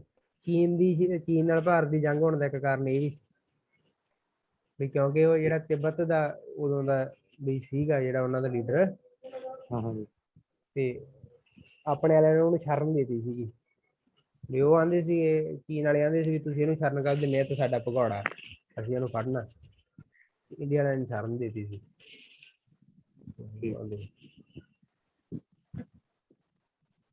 ਠੀਕ ਹੈ। ਉਹਦਾ ਪ੍ਰੈਜ਼ੀਡੈਂਟ ਬਣਿਆ ਇਹ ਪੈਨਪਾ ਸੈਰਿੰਗ, ਸੈਂਟਰਲ ਤਿੱਬਤਨ ਐਡਮਿਨਿਸਟ੍ਰੇਸ਼ਨ ਦਾ। ਸੋ ਅਵਾਰਡਸ ਤੇ ਆ, ਅਵਾਰਡਸ ਕਿਹੜੇ ਕਿਹੜੇ ਆ? ਜੂਨ ਦੇ ਵਿੱਚ ਕਿਹੜਾ ਮਿਲਿਆ? ਇੰਟਰਨੈਸ਼ਨਲ ਬੁੱਕਰ ਪ੍ਰਾਈਜ਼, ਇਹ ਇੰਪੋਰਟੈਂਟ ਆ। ਇਹ ਕਿਹਨੂੰ ਬਣਿਆ? ਮਿਲਿਆ ਡੇਵਿਡ ਡਾਇਊਕ ਨੂੰ।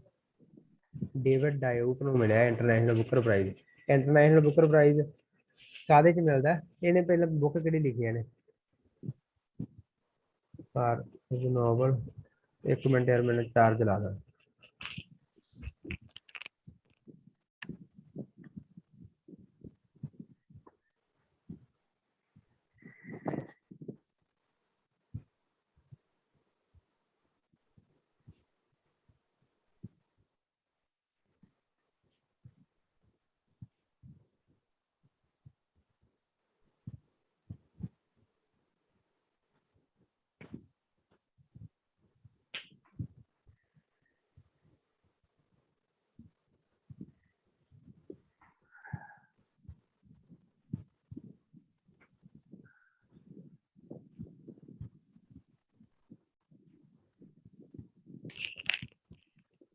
ਹੈਲੋ, ਹਾਂ ਹਾਂ ਬਈ ਜਿਹੜੀ ਬੁੱਕ ਲਿਖੀ ਹੈ for his novel at night all blood is black, book ਦਾ ਨਾਂ ਕੀ ਹੋਏਗਾ? ਐਟ ਨਾਈਟ ਆਲ ਬਲੱਡ ਆਹ ਕਿਤਾਬ ਦੇ ਲਈ ਉਹਨੂੰ ਮਿਲਿਆ। ਠੀਕ ਹੈ, ਤੇ ਹੁਣ 50,000 ਯੂਰੋ ਮਿਲਣਗੇ। will be split between the Diop and books translator, US author and poet Anna Moskowakis। ਅਸਲ 'ਚ ਜਿਹੜਾ ਇਹ ਬੰਦਾ ਸੀ ਡੇਵਿਡ ਡਾਇਓਪ ਸੀ ਨਾ, ਇਹਨੇ ਜਿਹੜੀ ਇਹ ਕਿਤਾਬ ਲਿਖੀ ਆ at night all blood is black, ਇਹਨੇ ਕਿਹੜੀ ਲੈਂਗੁਏਜ ਦੇ ਵਿੱਚ ਲਿਖੀ ਆ? ਫ੍ਰੈਂਚ ਲੈਂਗੁਏਜ ਦੇ ਵਿੱਚ। ਠੀਕ ਹੈ, ਤੇ ਉਹ ਜਿਹੜੀ ਬੁੱਕ ਸੀ ਇਹਨੇ ਫ੍ਰੈਂਚ ਲੈਂਗੁਏਜ ਦੇ ਵਿੱਚ ਲਿਖੀ ਸੀ, ਤੇ ਜਿਹੜੀ ਆ ਐਨਾ ਲਿਖਿਆ ਹੋਇਆ ਪੋਇਟ ਹੈ ਨਾ, ਐਨਾ US ਆਥਰ ਐਂਡ ਪੋਇਟ ਐਨਾ ਮੋਸਕੋਵਾਕਿਸ। ਠੀਕ ਹੈ, ਇਹਨੇ ਕੀ ਕੀਤਾ? ਇਹਨੇ ਉਹਦੀ ਟਰਾਂਸਲੇਸ਼ਨ ਕੀਤੀ ਆ, ਉਹ ਉਹਨੂੰ ਫ੍ਰੈਂਚ ਤੋਂ ਕਾਹਦੇ 'ਚ ਟਰਾਂਸਲੇਟ ਕੀਤਾ? ਇੰਗਲਿਸ਼ ਦੇ ਵਿੱਚ। ਠੀਕ ਹੈ ਠੀਕ ਹੈ, ਸੋ ਜਿਹੜਾ 50,000 ਜਿਹੜਾ ਯੂਰੋ ਜਾਂ ਪਾਊਂਡ ਉਹਨਾਂ ਨੂੰ ਪੈਸੇ ਮਿਲਣੇ ਆ, ਉਹ ਕਾਹਦੇ 'ਚ ਵੰਡੇ ਜਾਣਗੇ? ਇਹਨਾਂ ਦੋਵਾਂ ਦੇ ਵਿੱਚ 25,000। ਠੀਕ ਹੈ ਬਸ ਤੁਸੀਂ ਯਾਰ ਇੰਨੀ ਚੀਜ਼ਾਂ ਰੱਖੋ। ਇੰਟਰਨੈਸ਼ਨਲ ਬੁੱਕਰ ਪ੍ਰਾਈਜ਼ ਐਤਕੀ ਕਿਹਨੂੰ ਮਿਲਿਆ? ਡੇਵਿਡ ਡਾਇਓਪ ਨੂੰ। ਠੀਕ ਹੈ, ਤੇ ਕਿਹੜੀ ਬੁੱਕ ਲਈ? ਆਲ night at night all blood is black. ਠੀਕ ਹੈ, ਸੋ ਇੰਟਰਨੈਸ਼ਨਲ ਬੁੱਕਰ ਪ੍ਰਾਈਜ਼ ਕਿਹਨੂੰ ਮਿਲਦਾ? ਵੈਸੇ ਹਰੇਕ ਸਾਲ ਮਿਲਦਾ by UK Booker prize foundation. ਕੌਣ ਦਿੰਦੀ ਹੈ ਇਹ? ਬੁੱਕਰ ਪ੍ਰਾਈਜ਼ ਫਾਊਂਡੇਸ਼ਨ ਦਿੰਦੀ ਹੈ।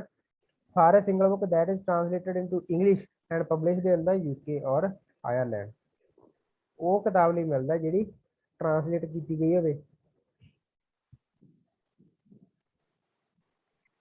ਇੰਗਲਿਸ਼ ਦੇ ਵਿੱਚ, ਤੇ ਛਪੀ ਕਿੱਥੇ ਹੋਵੇ? UK ਜਾਂ ਆਇਰਲੈਂਡ ਦੇ ਵਿੱਚ। ਅੱਗੇ life time award in the honour of Satyajit Ray, the ministry of information and broadcasting. ਠੀਕ ਹੈ, ਆਪਣੀ ਜਿਹੜੀ ਮਿਨਿਸਟਰੀ ਆ information and broadcasting, information and broadcasting ministry ਦਾ ਕੀ ਕੰਮ ਆ? ਵੀ ਆ ਜਿਵੇਂ ਹੁਣ ਆਪਣਾ ਦੂਰਦਰਸ਼ਨ ਚੱਲਦਾ ਜਾਂ ਹੋਰ ਜਿੰਨਾ ਹੈ ਨਾ TV ਚੈਨਲ ਆਪਣੇ ਚੱਲਦੇ ਆ, ਉਹ ਸਾਰੇ ਕਾਹਦੇ ਅੰਡਰ ਆਉਂਦੇ? Ministry of information and broadcasting ਦੇ ਅੰਡਰ। ਵੀ ਉਹਨਾਂ ਨੂੰ ਹਨਾ ਵੀ ਕਿਵੇਂ ਕਿਵੇਂ ਚਲਾਉਣਾ, ਜਾਂ ਉਹਨਾਂ ਤੋਂ ਕਿੰਨੇ ਪੈਸੇ, ਜਿਵੇਂ ਹੁਣ ਆਪਣੇ ਮੰਨ ਕੇ ਚਲੋ ਜਿਹੜੇ DTH ਤੇ ਫ੍ਰੀ ਚੈਨਲ ਚੱਲਦੇ ਸੀ, ਉਹਨਾਂ ਨੂੰ ਕਿੰਨੇ ਪੈਸੇ ਭਰਨੇ ਪੈਣਗੇ, ਜਾਂ ਹੋਰ ਕੁਛ ਵੀ ਆ XYZ। ਤੇ ਇਹ ਸਾਰਾ ਕੁਝ ਕਾਹਦੇ ਹੇਠਾਂ ਆ ਜਾਂਦਾ? TV ਨਾਲ ਸੰਬੰਧਿਤ ਇਨਫੋਰਮੇਸ਼ਨ ਐਂਡ ਬ੍ਰੌਡਕਾਸਟਿੰਗ ਨਾਲ ਮਿਨਿਸਟਰੀ ਦੇ ਹੇਠਾਂ। ਠੀਕ ਹੈ, ਸੋ ਉਹਨਾਂ ਨੇ ਕੀ ਕੀਤਾ? ਮਿਨਿਸਟਰੀ ਨੇ ਡਿਸਾਈਡ ਕੀਤਾ ਵੀ ਆਪਾਂ ਇੱਕ ਅਵਾਰਡ ਬਣਾਉਣੇ ਆ, ਸਤਿਆਜੀਤ ਰੇ ਲਾਈਫ ਟਾਈਮ ਅਚੀਵਮੈਂਟ ਅਵਾਰਡ। ਕਾਹਦੇ ਵਾਸਤੇ? ਐਕਸਲੈਂਸ ਇਨ ਸਿਨੇਮਾ। ਜਿਹੜਾ ਸਿਨੇਮਾ ਦੇ ਵਿੱਚ ਸਾਰਿਆਂ ਤੋਂ ਵਧੀਆ ਪਰਫਾਰਮੈਂਸ ਦੇਊਗਾ, ਜਿਵੇਂ ਮੰਨ ਕੇ ਚਲੋ ਕੋਈ ਐਕਟਰ ਸਾਰਿਆਂ ਤੋਂ ਵਧੀਆ ਐਕਟਿੰਗ ਕਰੂਗਾ ਹਨਾ, ਜਾਂ ਕੋਈ ਐਕਟਰੈਸ ਸਾਰਿਆਂ ਤੋਂ ਵਧੀਆ ਐਕਟਿੰਗ ਕਰੂਗੀ, ਜਾਂ ਕੋਈ ਡਾਇਰੈਕਟਰ ਸੋਹਣੀਆਂ ਫਿਲਮਾਂ ਬਣਾਊਗਾ, ਉਹ ਬੰਦਿਆਂ ਨੂੰ ਆਪਾਂ ਦਿਆ ਕਰਾਂਗੇ। ਅਵਾਰਡ ਦਾ ਨਾਂ ਕੀ ਬਣਾਉਣ ਦਾ ਫੈਸਲਾ ਕੀਤਾ? ਅਵਾਰਡ ਦਾ ਨਾਂ ਕੀ ਰੱਖਣ ਦਾ ਫੈਸਲਾ ਕੀਤਾ? ਸਤਿਆਜੀਤ ਰੇ life time achievement award for excellence in cinema. ਠੀਕ ਹੈ, ਸਤਿਆਜੀਤ ਰੇ ਕੌਣ ਸੀਗਾ? ਸਤਿਆਜੀਤ ਰੇ ਸੀਗਾ ਫਿਲਮਾਂ ਬਣਾਉਂਦਾ ਹੁੰਦਾ ਸੀ, ਡਾਇਰੈਕਟਰ ਸੀ ਇਹ। ਉਹਦੇ ਨਾਂ ਤੇ ਰੱਖਿਆ ਨਾ ਸਤਿਆਜੀਤ ਰੇ ਲਾਈਫ ਟਾਈਮ ਅਚੀਵਮੈਂਟ ਅਵਾਰਡ। ਕਾਹਦੇ ਵਾਸਤੇ? ਕਿਹਨੂੰ ਦਿਆ ਕਰਾਂਗੇ ਇਹ? ਐਕਸਲੈਂਸ ਇਨ ਸਿਨੇਮਾ। ਸਿਨੇਮਾ ਦੇ ਜਿਹੜਾ ਐਕਸੀਲੈਂਟ ਐਕਟਰ ਹੋਊਗਾ ਜਾਂ ਐਕਟਰੈਸ ਹੋਊਗੀ, ਉਹਨੂੰ ਦਿਆ ਕਰਾਂਗੇ।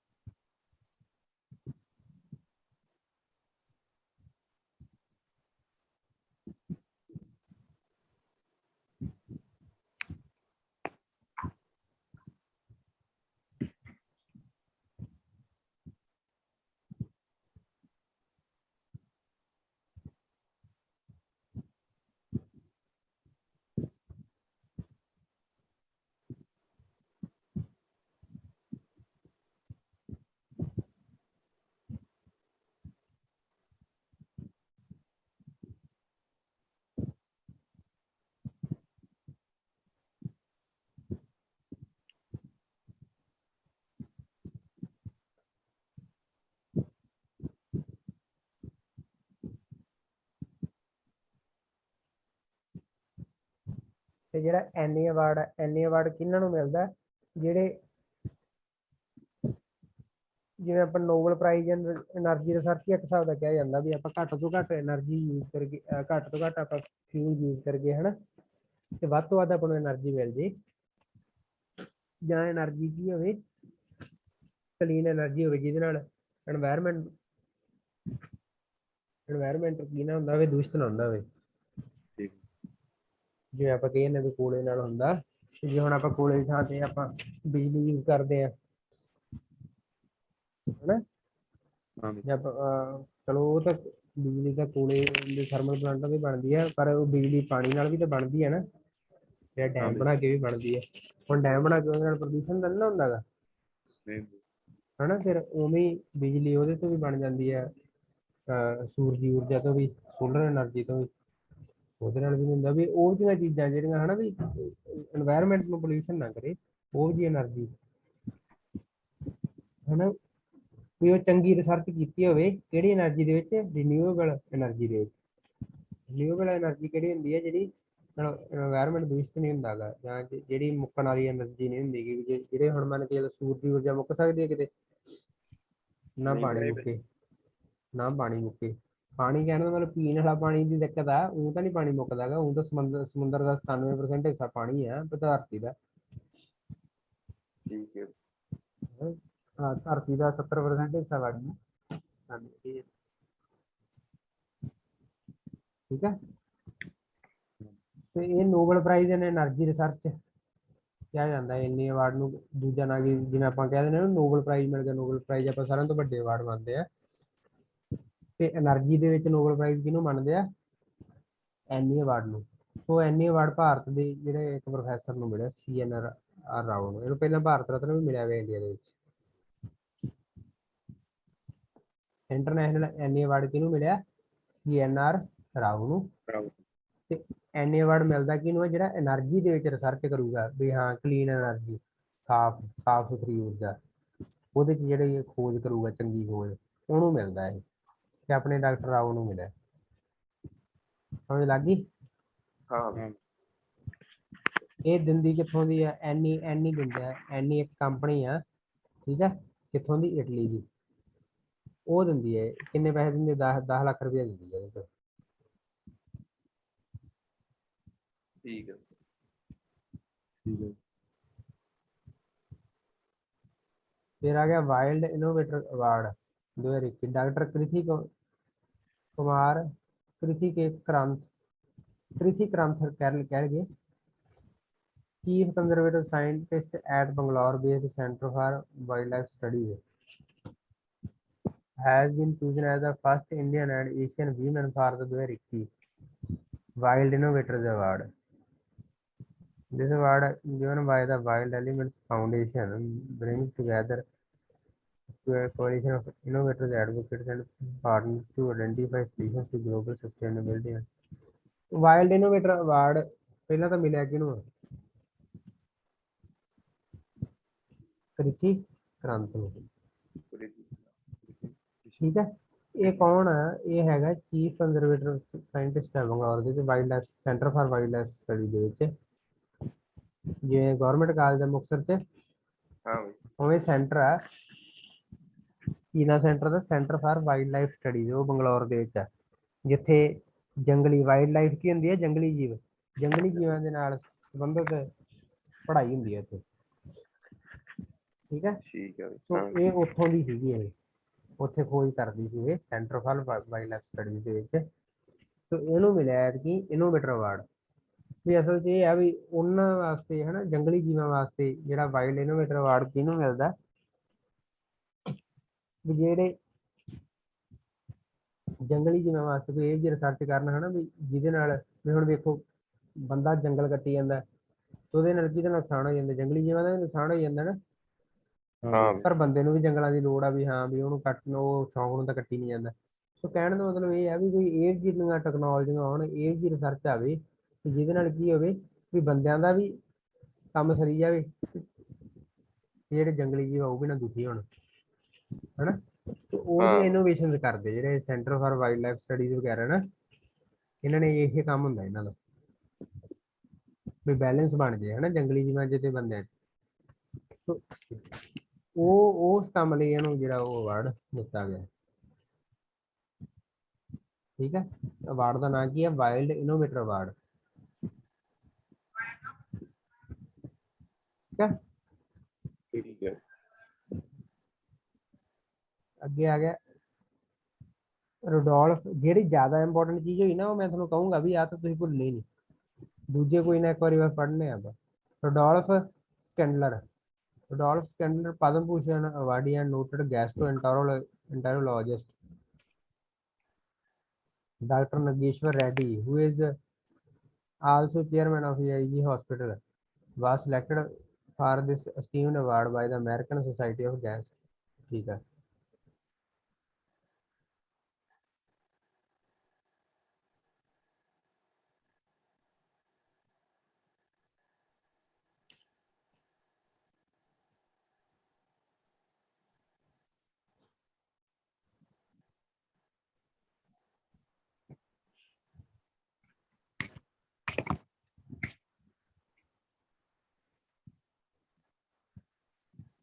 ਜਿਹੜਾ ਰੁਡੋਲਫ ਸਕੈਂਡਲਰ ਅਵਾਰਡ ਆ, ਪਹਿਲਾਂ ਗੈਸਟ੍ਰੋਐਂਟਰੋਲੋਜਿਸਟ ਕੌਣ ਹੁੰਦੇ ਆ?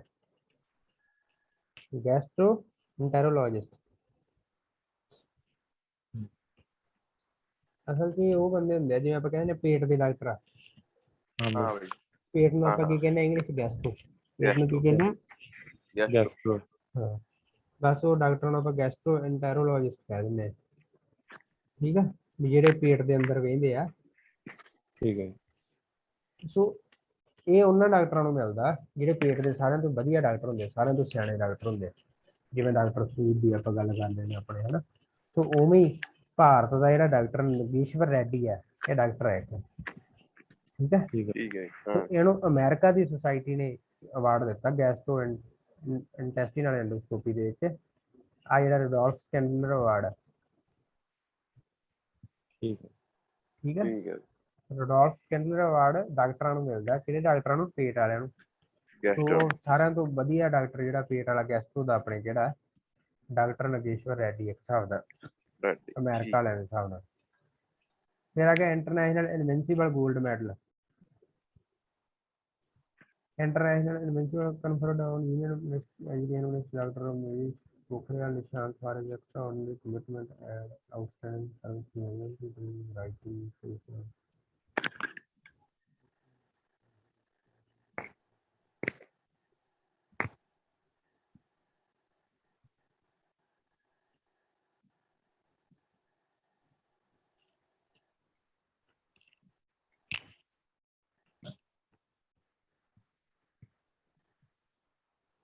इंटरनेशनल इनविंसिबल गोल्ड मैडल किहनूं मिलिਆ? ਡਾਕਟਰ ਰਮੇਸ਼ ਨਿਸ਼ਾਂਕ ਨੂੰ। ਤੇ ਇਹ ਉਹੀ ਸੀ ਨਾ ਜਿਹੜਾ ਐਜੂਕੇਸ਼ਨ ਮਿਨਿਸਟਰ ਸੀ ਇੰਡੀਆ ਦਾ ਪਹਿਲਾਂ, ਹੁਣ ਤਾਂ ਬਦਲ ਗਿਆ। ਠੀਕ ਹੈ, ਕਾਹਦੇ ਵਾਸਤੇ? ਵੀ ਉਹ ਸੋਹਣਾ ਲਿਖਿਆ ਸੀ ਉਹਨੇ, ਸੋਹਣਾ ਕੰਮ ਕੀਤਾ ਪਬਲਿਕ ਲਾਈਫ ਦੇ ਵਿੱਚ, ਤਾਂ ਕਰਕੇ ਮਿਲਿਆ। ਤੇ ਇਹ ਦਿੰਦੀ ਕਿੱਥੋਂ ਦੀ ਸੰਸਥਾ ਇਹ ਅਵਾਰਡ? ਨੈਦਰਲੈਂਡ ਦੀ ਸੰਸਥਾ Maharishi organization world wide.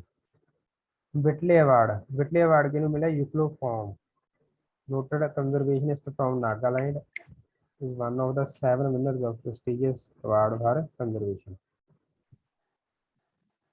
Each awardee will receive 40,000 pounds. The award recognizes efforts in establishing a biodiversity peace corridor. Protect the rare migratory bird Amur falconer.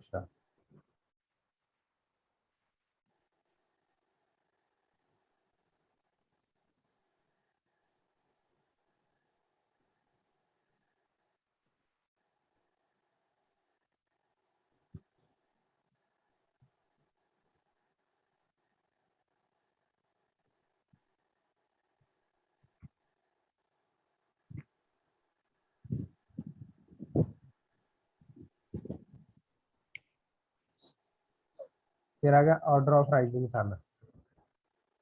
Order of rising sun important है। Order of rising sun है ਜਿਹੜਾ ਇਹ Japan ਦਾ award ਆ। ਇਹ ਆਪਣੇ ਭਾਰਤ ਰਤਨ ਹੈ ਨਾ, Bharat Ratna India ਦਾ ਸਾਰਿਆਂ ਤੋਂ ਹਾਈਐਸਟ ਅਵਾਰਡ ਆ।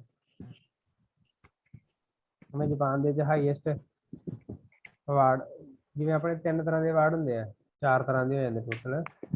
ਇੱਕ ਤਾਂ ਭਾਰਤ ਰਤਨ ਹੋ ਜਾਂਦਾ, 2 ਨੰਬਰ ਦਾ ਅਵਾਰਡ ਜਿਹੜਾ ਪਦਮ ਵਿਭੂਸ਼ਣ, 3 ਦਾ ਪਦਮ ਭੂਸ਼ਣ ਤੇ 4 ਦਾ ਕੀ ਹੈ ਪਦਮ ਸ਼੍ਰੀ। ਠੀਕ ਹੈ, ਜੇ ਕਿਸੇ ਨੂੰ ਪਦਮ ਸ਼੍ਰੀ ਮਿਲ ਗਿਆ ਮਤਲਬ ਇੰਡੀਆ ਦੇ ਵਿੱਚੋਂ ਚੌਥੇ ਨੰਬਰ ਦਾ ਬੰਦਾ ਬਣ ਗਿਆ। ਜੇ ਕਿਸੇ ਨੂੰ ਪਦਮ ਭੂਸ਼ਣ ਮਿਲ ਗਿਆ ਉਹ ਇੰਡੀਆ ਦੇ ਵਿੱਚ ਤੀਜੇ ਨੰਬਰ ਦਾ ਅਵਾਰਡ ਉਹਨੂੰ ਮਿਲ ਗਿਆ। ਫਿਰ ਪਦਮ ਵਿਭੂਸ਼ਣ ਮਿਲ ਗਿਆ ਉਹਨੂੰ ਉਦੋਂ ਚੰਗਾ ਮਿਲ ਗਿਆ। ਤੇ ਫਿਰ ਸਾਰਿਆਂ ਤੋਂ ਉੱਤੇ ਕਿਹੜਾ ਮਿਲਦਾ ਭਾਰਤ ਰਤਨ? ਕਿਹੜੇ ਕਿਹੜੇ ਅਵਾਰਡ ਆ? ਪਦਮ ਸ਼੍ਰੀ, ਪਦਮ ਸ਼੍ਰੀ, ਪਦਮ ਭੂਸ਼ਣ, ਭੂਸ਼ਣ ਤੇ ਵਿਭੂਸ਼ਣ, ਬਾਬਾ ਲੱਗ ਜੂ ਵਿਭੂਸ਼ਣ ਵਿਭੂਸ਼ਣ ਤੇ ਭਾਰਤ ਰਤਨ। ਭਾਰਤ ਰਤਨ। ਹਾਂ ਬਈ। ਜਾਪਾਨ ਦੇ ਵਿੱਚ ਜਿਹੜਾ 3rd ਹਾਈਐਸਟ ਸਿਵਿਲੀਅਨ ਅਵਾਰਡ ਆ ਕੀ ਨਾਮ ਉਹਦਾ? ਆਰਡਰ ਆਫ ਰਾਈਜ਼ਿੰਗ ਸਨ। ਠੀਕ ਹੈ, ਉਹ ਕਿਹਨੂੰ ਮਿਲਿਆ? ਉਹ ਇੰਡੀਆ ਦੇ ਬੰਦੇ ਨੂੰ ਮਿਲਿਆ। ਕਿਹਨੂੰ ਮਿਲਿਆ? ਸ਼ਿਆਮਾਲਾ ਗਣੇਸ਼ ਨੂੰ। ਗਣੇਸ਼ ਨੂੰ ਮਿਲਿਆ, ਐਸ ਗਣੇਸ਼ ਨੂੰ। ਉਹ ਕੌਣ ਆ? ਟੀਚਰ ਆ, ਟੀਚਰ ਆਫ ਜੈਪਨੀਜ਼ ਐਟ ਸ਼ਿਵਤੂ ਗਨੇਰੀਅਨ institution and also at the Ohara school of Ikebana in Bengaluru. ਅੱਛਾ, ਇਹ ਜਾਪਾਨੀ ਲੈਂਗੁਏਜ ਦਾ ਟੀਚਰ ਹੈ, ਜਿਵੇਂ ਰਸ਼ੀਅਨ ਹੈ ਨਾ ਵੀ ਲੈਂਗੁਏਜ ਸਿਖਾਉਂਦਾ ਹੋਊਗਾ ਜਾਪਾਨੀ ਲੈਂਗੁਏਜ ਉੱਥੇ ਬੰਗਲੌਰ ਦੇ ਵਿੱਚ, ਉਹਨੂੰ ਮਿਲਿਆ।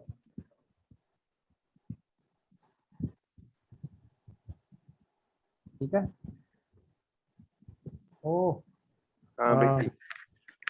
ਜਾਪਾਨੀ ਟੀਚਰ ਹੈ ਇਹ, ਸ਼ਿਆਮਾਲਾ ਗਣੇਸ਼, ਐਸ ਗਣੇਸ਼ ਨੂੰ ਮਿਲਿਆ। ਵਰਲਡ ਫੂਡ ਪ੍ਰਾਈਜ਼ ਇਹ ਇੰਪੋਰਟੈਂਟ। ਡਾਕਟਰ ਸ਼ਕੁੰਤਲਾ ਹਰਕ ਸਿੰਘ ਹਿਲਸਟਡ, ਉਹ ਤੇਰੀ ਨੂੰ ਇੰਨਾ ਔਖਾ ਨਾ। ਸ਼ਕੁੰਤਲਾ, ਡਾਕਟਰ ਸ਼ਕੁੰਤਲਾ ਦਾ ਨਾਮ ਯਾਦ ਰੱਖ ਲਓ। A global nutrition expert of Indian descent has won prestigious prize for groundbreaking research and development, holistic nutrition, sensitive approaches to aquaculture and food systems. Dr. Thelsted, Dr. Shakuntala Thelsted, now serves as global lead for nutrition and public health at World Fish and Global. Award is given by the World Food Prize Foundation, Lava, USA. अच्छा,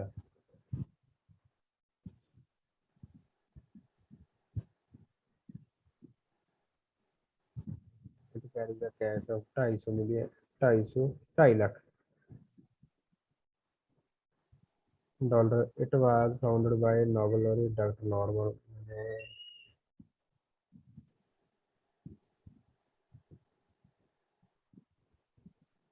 ਇੱਥੇ ਇਹਦੇ ਚੋਂ ਤੁਹਾਡੇ 2-3 question ਤਿਆਰ ਹੋਣਗੇ।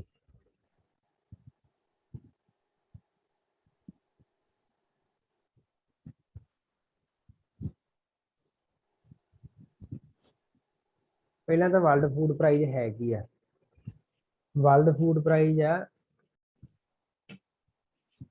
World food prize foundation ਰਾਹੀਂ ਦਿੱਤਾ ਜਾਂਦਾ। ਠੀਕ ਹੈ, ਇਹ ਦਿੰਦੇ ਕਿਹਨੂੰ ਆ?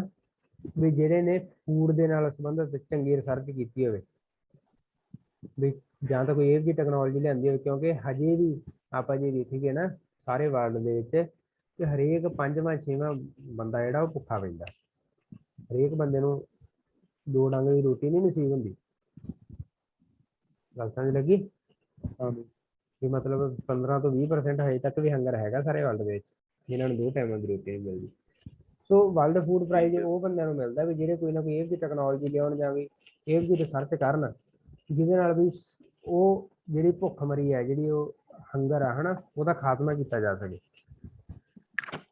ਅਸਲ 'ਚ ਇਹ ਸੀ ਵੀ ਤੁਸੀਂ ਸੋਚ ਕੇ ਵੇਖੋ, ਜਦੋਂ 1965 ਦੇ ਵਿੱਚ ਹਰੀ ਕ੍ਰਾਂਤੀ ਨਹੀਂ ਆਈ ਸੀ, ਉਦੋਂ ਕਣਕ ਦਾ ਝਾੜ ਕਿੰਨਾ ਹੋਊਗਾ ਤੁਹਾਡੇ ਹਿਸਾਬ ਨਾਲ? ਅੱਜ ਹੁਣ ਕਿੰਨੀ ਨਿਕਲਦੀ ਹੈ? 50+ ਨਿਕਲਦੀ ਹੈ, 50 ਮਣ ਤੋਂ ਉੱਤੇ ਨਿਕਲਦੀ ਆ। ਹੈ 10-15 ਮਣ, ਹਾਂ ਬਸ ਇੰਨਾ ਕੁ ਹੁੰਦਾ ਸੀਗਾ। 3 ਗੁਣਾ ਘੱਟ ਸੀਗਾ ਜੀ, 3-4 ਗੁਣਾ। ਠੀਕ ਹੈ, ਤੁਸੀਂ 15 ਮਣ ਰੱਖ ਲਓ, ਜਦੋਂ 15 ਕੁ ਮਣ ਨਿਕਲਦਾ ਸੀ। ਹੁਣ ਕਿੱਥੇ 15 ਮਣ ਕਣਕ, ਕਿੱਥੇ 50 ਮਣ ਕਣਕ?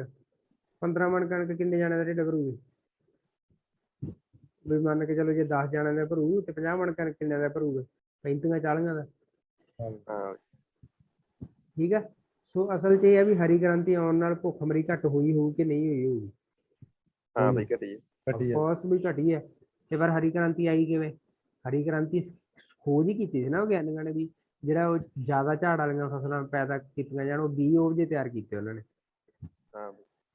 ਜਿਨ੍ਹਾਂ ਦਾ ਕੱਦ ਛੋਟਾ ਰਹਿੰਦਾ ਸੀ, ਝਾੜ ਜ਼ਿਆਦਾ ਹੁੰਦਾ ਸੀ। ਠੀਕ ਹੈ, ਸੋ ਉਹ ਜਿਹੜੀ ਸਾਰਿਆਂ ਤੋਂ ਪਹਿਲੀ ਰਿਸਰਚ ਕੀਤੀ ਸੀ। ਹੁਣ ਇਹ ਵੀ ਤਾਂ ਹੁਣ ਫੂਡ ਦੇ ਵਿੱਚ ਕਿੱਡੀ ਵੱਡੀ ਦੇਣ ਆ ਨਾ, ਹੰਗਰ ਨੂੰ ਖਤਮ ਕਰਨ ਚ ਵੀ ਫੂਡ ਨੂੰ ਅਵੇਲੇਬਿਲਿਟੀ ਵਿੱਚ ਬਹੁਤ ਵੱਡੀ ਚੀਜ਼ ਹੈ। ਸੋ ਅਸਲ 'ਚ ਇਹ ਆ ਵੀ ਇਹ ਸਾਰਿਆਂ ਤੋਂ ਪਹਿਲੀ ਵਾਰੀ ਜਿਹੜੀ ਰਿਸਰਚ ਕੀਤੀ ਜੋ ਕਿਹਨੇ ਕੀਤੀ, ਡਾਕਟਰ ਨਾਰਮਨ ਬੋਰਲੌਗ ਨੇ। ਕੀ ਨਾਂ ਸੀ ਉਹਦਾ? Doctor Norman Borlaug. Doctor Borlaug ਯਾਦ ਰੱਖ ਲਓ, ਭਾਵੇਂ ਲਿਖ ਲਓ ਕਾਪੀ ਤੇ। ਡਾਕਟਰ ਬੋਰਲੌਗ ਨੂੰ ਕੀ ਕਿਹਾ ਜਾਂਦਾ? ਫਾਦਰ ਆਫ ਗ੍ਰੀਨ ਰੈਵੋਲੂਸ਼ਨ, ਹਰੀ ਕ੍ਰਾਂਤੀ। ਠੀਕ ਹੈ, ਫਾਦਰ ਆਫ ਕੀ ਕਿਹਾ ਜਾਂਦਾ? Green revolution, father of green revolution. ਕੌਣ ਆ? Doctor Norman, doctor Norman, hello, Norman Borlaug, doctor Norman Borlaug. ਠੀਕ ਹੈ, ਸੋ ਡਾਕਟਰ ਨਾਰਮਨ ਬੋਰਲੌਗ ਨੂੰ ਪਹਿਲਾਂ ਤਾਂ ਕਿਹਾ ਜਾਂਦਾ ਫਾਦਰ ਆਫ ਗ੍ਰੀਨ ਰੈਵੋਲੂਸ਼ਨ। ਤੇ ਜੇ ਉਹੀ ਇੰਡੀਆ ਦੇ ਵਿੱਚ ਗੱਲ ਆਵੇ ਵੀ ਇੰਡੀਆ ਦੇ ਵਿੱਚ ਫਾਦਰ ਆਫ ਗ੍ਰੀਨ ਰੈਵੋਲੂਸ਼ਨ ਕਿਹਨੂੰ ਕਿਹਾ ਜਾਂਦਾ, ਇਹ ਵਰਲਡ ਦੇ ਵਿੱਚ ਜਦੋਂ ਤੁਹਾਨੂੰ ਸਿੱਧਾ ਕੁਐਸਚਨ ਆ ਗਿਆ ਵੀ ਫਾਦਰ ਆਫ ਗ੍ਰੀਨ ਰੈਵੋਲੂਸ਼ਨ, ਇਹ ਆ ਸਕਦਾ, ਮੈਂ ਤੁਹਾਨੂੰ ਵਾਰੀ ਵਾਰੀ ਕਹੀ ਜਾਂਦਾ, ਇਹ ਪੁਲਿਸ ਕਾਂਸਟੇਬਲ ਦਾ ਕੁਐਸਚਨ ਹੈ, ਇਹ ਬਣ ਸਕਦਾ। ਠੀਕ ਹੈ, ਫਾਦਰ ਆਫ ਗ੍ਰੀਨ ਰੈਵੋਲੂਸ਼ਨ ਸਿੱਧਾ ਆ ਗਿਆ ਤਾਂ ਡਾਕਟਰ ਬੋਰਲੌਗ ਹੈ। ਜੇ ਤੁਹਾਨੂੰ ਆ ਗਿਆ father of green revolution in India ਤਾਂ MS ਸਵਾਮੀਨਾਥਨ। ਕੌਣ? ਸਵਾਮੀਨਾਥਨ, MS ਸਵਾਮੀਨਾਥਨ। ਇਹ ਦੋ ਚੀਜ਼ਾਂ ਪਤਾ ਲੱਗ ਗਈਆਂ। ਹੁਣ ਜਿਹੜਾ ਡਾਕਟਰ ਨਾਰਮਨ ਬੋਰਲੌਗ ਸੀ ਨਾ, ਉਹਨੇ ਵੀ ਏਡੀ ਤਗੜੀ ਰਿਸਰਚ ਕੀਤੀ ਸੀ ਵੀ ਕਿੰਨੇ ਲੋਕਾਂ ਦੀ ਨਾ ਢਿੱਡ ਭਰਨ ਜਿਹਨੇ ਮਦਦ ਕੀਤੀ। ਉਹਨੇ ਕਿਹਾ ਵੀ ਇਹ ਰਿਸਰਚ ਰੁਕਣੀ ਨਹੀਂ ਚਾਹੀਦੀ। ਕੀ ਸੋਚਿਆ ਉਹਨੇ? ਵੀ ਇਹ ਰਿਸਰਚ ਜਿਹੜੀ ਆ ਰੁਕਣੀ ਨਹੀਂ ਚਾਹੀਦੀ, ਵੀ ਹੋਰ ਹਨਾ ਚੰਗੀ ਹੋਵੇ, ਚੰਗੇ ਤੋਂ ਚੰਗੇ ਬੀ ਆਉਣ, ਵੱਧ ਤੋਂ ਵੱਧ ਜਿਹੜੇ ਲੋਕ ਹਜੇ ਵੀ ਭੁੱਖੇ ਆ ਹਨਾ ਵੀ ਉਹਨਾਂ ਤੱਕ ਵੀ ਭੋਜਨ ਪਹੁੰਚ ਜੇ। ਸੋ ਉਹਨੇ ਇੱਕ ਫਾਊਂਡੇਸ਼ਨ ਬਣਾਈ, ਉਹ ਫਾਊਂਡੇਸ਼ਨ ਦਾ ਨਾਮ ਕੀ ਸੀ? World food prize foundation. ਉਹਦੇ 'ਚ ਕੀ ਸੀ ਵੀ ਉਹ ਜਿਹੜੇ ਚੰਗੇ ਚੰਗੇ ਸਾਇੰਟਿਸਟ ਆ, ਜਿਵੇਂ ਉਹਨੇ ਕੰਮ ਕੀਤਾ, ਜਿਹੋ ਜਿਹਾ ਕੰਮ ਉਹਨੇ ਕੀਤਾ, ਜੇ ਉਹ ਜਿਹਾ ਕੰਮ ਕੋਈ ਹੋਰ ਸਾਇੰਟਿਸਟ ਵੀ ਸਾਰੇ ਵਰਲਡ ਦੇ ਵਿੱਚ ਕਰਦਾ ਤੇ ਉਹਨੂੰ ਆਪਾਂ ਪੈਸੇ ਦੇਈਏ, ਉਹਨੂੰ ਐਨਕਰੇਜ ਕਰੀਏ, ਉਹ ਕੰਮ ਨੂੰ ਹੋਰ ਹੱਲਾਸ਼ੇਰੀ ਦੇਈਏ ਵੀ ਹਾਂ ਵੀ ਤੁਸੀਂ ਕਰੋ, ਰਿਸਰਚ ਕਰੋ। ਠੀਕ ਹੈ, ਸੋ ਆਹ ਚੀਜ਼ ਹੈ। ਸੋ ਵਰਲਡ ਫੂਡ ਪ੍ਰਾਈਜ਼ ਦਿੰਦੀ ਹੈ ਵਰਲਡ ਫੂਡ ਫਾਊਂਡੇਸ਼ਨ। ਤੇ ਇਹ ਕਿਹਨੇ ਬਣਾਈ ਸੀਗੀ? ਇਹ ਡਾਕਟਰ ਨਾਰਮਨ ਬੋਰਲੌਗ ਨੇ ਬਣਾਈ। ਸਮਝ ਲੱਗ ਗਈ ਕਿ ਨਹੀਂ ਲੱਗੀ? ਡਾਕਟਰ ਨਾਰਮਨ ਬੋਰਲੌਗ ਨੇ ਪਹਿਲਾਂ ਤਾਂ ਆਪ ਬੜਾ ਵਧੀਆ ਵਿਗਿਆਨੀ ਸੀ, ਉਹਨੇ ਗ੍ਰੀਨ ਰੈਵੋਲੂਸ਼ਨ ਲਿਆਂਦੀ, ਪਰ ਉਦੋਂ ਬਾਅਦ ਉਹਨੇ ਕੀ ਸੋਚਿਆ ਵੀ ਉਹ ਗ੍ਰੀਨ ਰੈਵੋਲੂਸ਼ਨ ਦਾ ਕੰਮ ਰੁਕਣਾ ਨਹੀਂ ਚਾਹੀਦਾ ਗਾ, ਵੀ ਹੋਰ ਰਿਸਰਚ ਹੋਵੇ, ਚੰਗੀ ਖੋਜ ਹੋਵੇ ਤੇ ਚੰਗੇ ਚੰਗੇ ਬੀ ਹਨਾ, ਚੰਗੀਆਂ ਚੰਗੀਆਂ ਚੀਜ਼ਾਂ ਹੋਰ ਆਉਣ, ਵੀ ਜਿੰਨੇ ਕਿ ਜੇ ਮਾੜੀ ਮੋਟੀ ਭੁੱਖ ਮਰੀ ਦੁਨੀਆ ਦੇ ਵਿੱਚ ਰਹਿ ਵੀ ਗਈ ਉਹ ਵੀ ਖਤਮ ਹੋ ਜਾਏ। ਸੋ ਉਹਦੇ ਲਈ ਉਹਨੇ ਇੱਕ ਸੰਸਥਾ ਬਣਾਈ, ਕੀ ਨਾਮ ਸੀ ਉਹਦਾ? World food prize foundation, world food prize foundation. ਠੀਕ ਹੈ, so world food prize foundation ਕੀ ਕਰਦੀ ਹੈ? ਹਰੇਕ ਸਾਲ ਵਰਲਡ ਫੂਡ ਪ੍ਰਾਈਜ਼ ਦਿੰਦੀ ਹੈ। ਕਿਹਨੂੰ ਦਿੰਦੀ ਹੈ? ਜਿਹੜੇ ਸਾਇੰਟਿਸਟ ਨੇ ਸਾਰਿਆਂ ਤੋਂ ਚੰਗਾ ਕੰਮ ਕੀਤਾ ਹੋਵੇ ਫੂਡ ਨੂੰ ਅਵੇਲੇਬਲ ਕਰਾਉਣ ਲੋਕਾਂ ਤੱਕ, ਉਹਨੂੰ ਦਿੰਦੇ ਆ। ਸੋ ਇਸ ਵਾਰੀ ਉਹ ਜਿਹੜਾ ਫੂਡ ਪ੍ਰਾਈਜ਼ 2021 ਆ, ਵਰਲਡ ਫੂਡ ਪ੍ਰਾਈਜ਼ 2021, ਉਹ ਕਿਹਨੂੰ ਮਿਲਿਆ? ਸ਼ਕੁੰਤਲਾ ਥਿੰਸਟਿਡ ਨੂੰ। ਸ਼ਕੁੰਤਲਾ ਥਿੰਸਟਿਡ ਨੂੰ। So father of green revolution ਦਾ ਤੁਹਾਨੂੰ ਪਤਾ ਲੱਗ ਗਿਆ ਨਾ ਇੱਥੇ? ਹਾਂ ਬਈ, doctor Borlaug. Father of green revolution India ਦਾ ਵੀ ਪਤਾ ਲੱਗ ਗਿਆ। ਠੀਕ ਹੈ, ਵਰਲਡ ਫੂਡ ਪ੍ਰਾਈਜ਼ ਫਾਊਂਡੇਸ਼ਨ ਕਿਹਨੇ ਬਣਾਈ ਹੈ? ਉਹ ਵੀ ਡਾਕਟਰ ਬੋਰਲੌਗ, ਨਾਰਮਨ ਬੋਰਲੌਗ ਨੇ ਬਣਾਈ ਹੈ। ਸੋ ਆਈ ਥਿੰਕ ਕਲੀਅਰ ਹੈ। फिर आ गया Templeton prize, world foremost authority on chimpanzees, world famous conservation stand, environmentalist,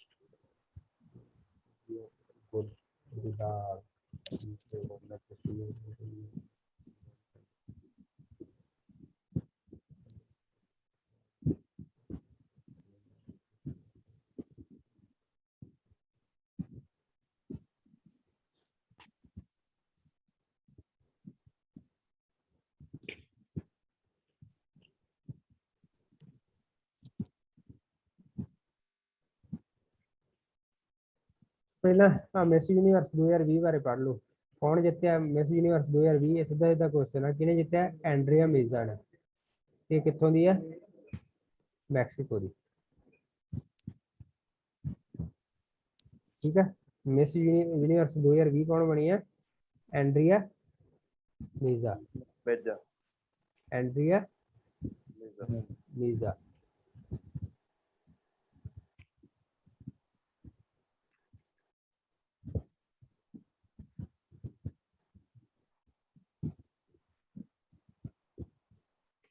ਇੱਕ ਆ ਮਿਲੇਨੀਅਮ ਟੈਕਨੋਲੋਜੀ ਪ੍ਰਾਈਜ਼ ਬਾਰੇ ਪੜ੍ਹ ਲਓ।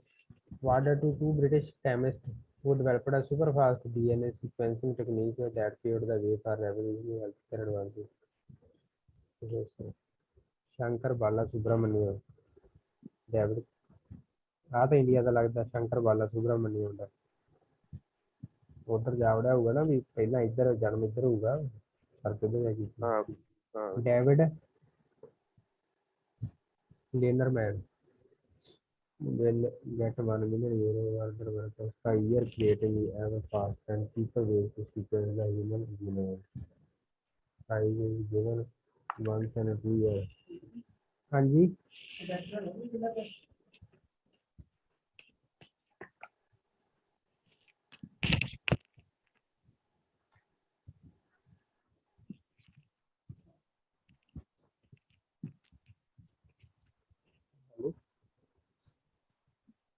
हेलो हाँ भाई ठीक है। ये 2 ਸਾਲਾਂ ਬਾਅਦ ਮਿਲਦਾ ਹੈ ਪ੍ਰਾਈਜ਼ ਵੀ ਮਿਲੇਨੀਅਮ ਟੈਕਨੋਲੋਜੀ ਪ੍ਰਾਈਜ਼।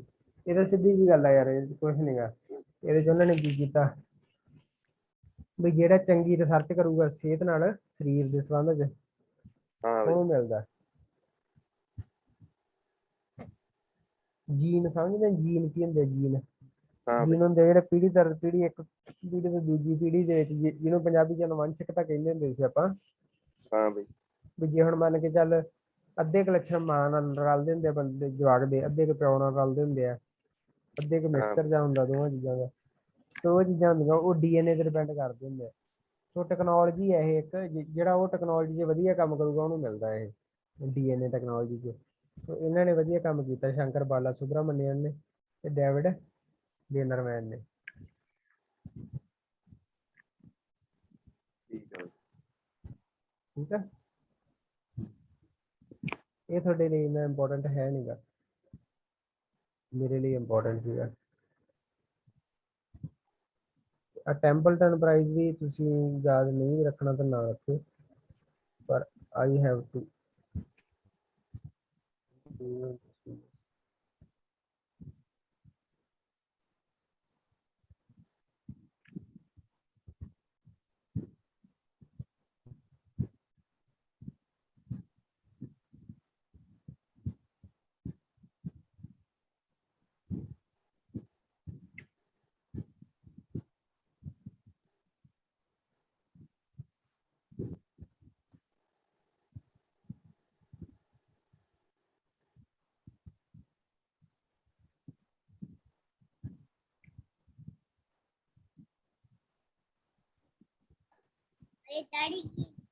ਚਲੋ ਠੀਕ ਹੈ ਫਿਰ ਇਹ ਬਹੁਤ ਹੈ ਇੰਨਾ।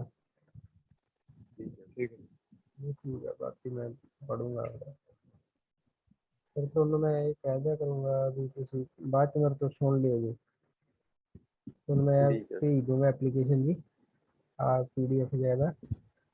ठीक है ਫਿਰ ਤੁਹਾਡੇ ਸੁਣਦੇ ਮੇਰੀ ਵੀ ਮੈਨੂੰ ਪਤਾ ਲੱਗ ਜੀ ਮੇਰੇ ਵੀ ਰਿਵੀਜ਼ਨ ਹੋ ਜੂਗੀ, ਤੁਹਾਡੇ ਉਹ ਨਾਲ ਨਾਲ ਯਾਦ ਹੁੰਦੇ ਰਹਿਣਗੇ। ਠੀਕ ਹੈ। ਜਿਵੇਂ ਮੈਂ ਨੀ ਤੁਹਾਡੇ ਤੋਂ ਪੁੱਛ ਲੈਂਦਾ ਤੁਹਾਨੂੰ ਉਲਝਾਉਣਾ ਹੁੰਦਾ ਵੀ ਹਾਂ ਯਾਰ ਦੱਸੋ हाँ ਹਨਾ। हाँ भाई ਫਿਰ ਤੁਸੀਂ ਮੈਨੂੰ ਉਲਝਾ ਲਿਆ ਕਰੋ ਵੀ ਆਹ ਹੁਣ ਆਹ ਮੈਂ ਵੀ ਪੜ੍ਹਨੀ ਹੈਗੇ। ਇਹ ਪੁੱਛ ਸਕਦੇ ਮੇਰੇ ਤੋਂ ਹੋਰ 2 ਦਿਨਾਂ ਨੂੰ ਵੀ ਜਿੱਦਣ ਮੈਂ ਆਹ ਪੜ੍ਹ ਲਿਆ ਹੋ ਸਕਦਾ ਅੱਜ ਪੂਰਾ ਕਰਦਾ ਮੈਂ, ਹੋ ਸਕਦਾ ਕੱਲ੍ਹ ਦੇ ਦਿਨ ਲੱਗ ਜੇ ਕਿਉਂਕਿ ਅਜੇ ਤੱਕ ਯਾਰ ਉਹ ਨਾ ਸਰੀਰ ਨਹੀਂ ਠੀਕ ਆ, ਨਹੀਂ ਤਾਂ ਪੂਰਾ ਹੋਣਾ ਤਾਂ ਹੋ ਸਕਦਾ ਹੀ ਆ। ਚਲੋ ਠੀਕ ਆ ਫਿਰ। रिकॉर्डिंग पा दी भाई कल वाली ਹਾਂ